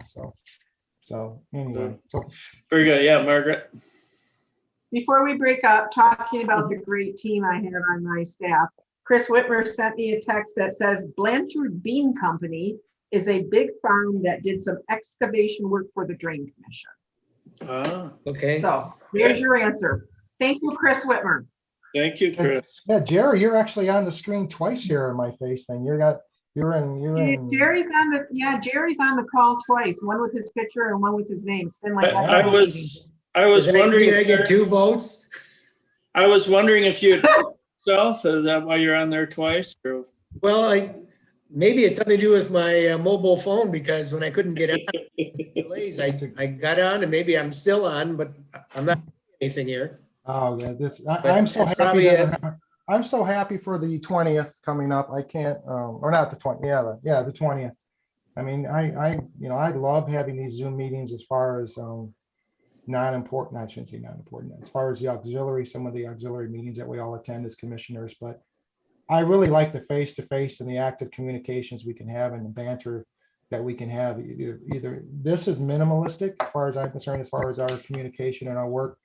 But what we've lacked the last 18 months, we'll say year plus, is developing the cohesiveness and the different opinions and talking through and doing stuff. And I think that's lacking in this type of Zoom setting that we get from a one-on-one or intergroup meeting session. So I'm looking forward to it. I mean, hopefully everyone can attend. If we're, concerns or anything, we're going to make it a hybrid meeting, but I'm really looking forward to it. Margaret, Commissioner Hope, Chairman Hope, if I may say, I believe we're also planning on our next this type of board meeting, which would be the 27th. We're going to have it a hybrid meeting. Is that correct too? Make it more. So a couple things, if I may, a couple ways to answer that. I heard from one commissioner, I sent the email out last week of what we're going to be doing, and said if you have any concerns, get with me. I heard from one commissioner who said, yes, they were going to be at the work session and the board meeting in person, but they said they hoped the committees would continue to be electronic on Zoom. So that's really the only feedback I have received. I know Chairman Horton, you and I had discussed about the next round of these committees being in person. So really, it's whatever is decided, whatever as chairperson you want to have happen can happen.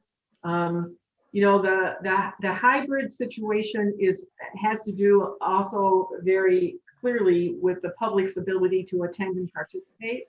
In hybrid, they can attend and participate in person, or they can attend and participate electronically.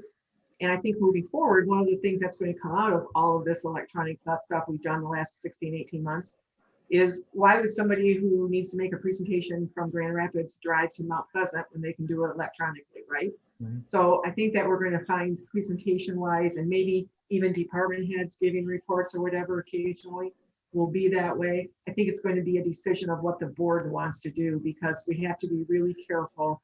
You know, we don't want to, we would never purposefully do anything that wasn't allowable in the Open Meetings Act, but we don't want to make an innocent mistake about something that's not really an allowable situation. So as long as we have that emergency declaration in place, then, you know, commissioners can be electronic or they can be in person for any reason. But once that is rescinded, that's going to affect the fact that commissioners could only attend electronically under certain circumstances, military service, or I think the other one might be out of the area for medical services. I don't quote me on that. But I do know that a number of other entities rely on that emergency declaration still, so I don't recommend that we rescind this at this point. Next week's Tuesday's meetings, the 4 o'clock and the 7 o'clock are going to be at Commission on Aging. I would ask that you get there early for that 4 o'clock, like maybe 3:15, because we're going to have to do some electronic things. You know, we're going to have to make sure that your computers are plugged in. We're going to make sure that you are muted, because we're all going to still be on Zoom and YouTube. Because that's just going to happen as we move forward here. So if you can get there at 3 or 3:15, you know, certainly no later than 3:30. Those who can get there a little earlier, that'll be great. We'll start getting you hooked up. It's kind of like moving a circus tent. You know, there's a lot of moving parts, and we had a big group yesterday out at Commission on Aging for 2 hours looking at room setup and electronic setup and microphones and where can you hear this and where can you hear that, and make sure there's not feedback or whatever. They're going to spend a whole group of those people are going to spend Friday, you know, running cords and taping cords down and making sure it's safe. And we're trying to keep people 6 feet apart and all those things. When you come into the Commission on Aging building, you're going to have a facial covering on, because we are doing that at Commission on Aging. But once you get into our room, where you're not going to be working with or coming into contact with any of our seniors who might be in that building, I think during the meeting, you can take your face coverings off, and that'll help with the projection of your voices and all of that too. But coming into the building, there will be other people there before the meeting starts. So please wear a facial covering when you come in. Okay. I look forward to that too. It'll be nice to see people in person. We've all gotten very good at this electronic stuff, but it'll be nice. It's also nice to have the option to have the hybrid meeting where people can still phone in if they feel more comfortable with that. That's a great idea. And actually, Community Mental Health is going to do the same thing. They're going to go to a in-person / hybrid meeting, I think in September or October. So yeah, that'll work real well. And that's all I have. Anything else? Do we do a final call to the public? We didn't yet, but we'll do it right now. I don't think we have anyone, do we, Nicole? We do not at this time, Mr. Chairman. Very good. Then if no one has anything further, we will adjourn. It is 12:12. See everybody next week. Yep. See you later, Thanks, guys. everyone. Thank you, Thank everyone. you, everyone. Thank you very much. Bye, everyone. Have a good day.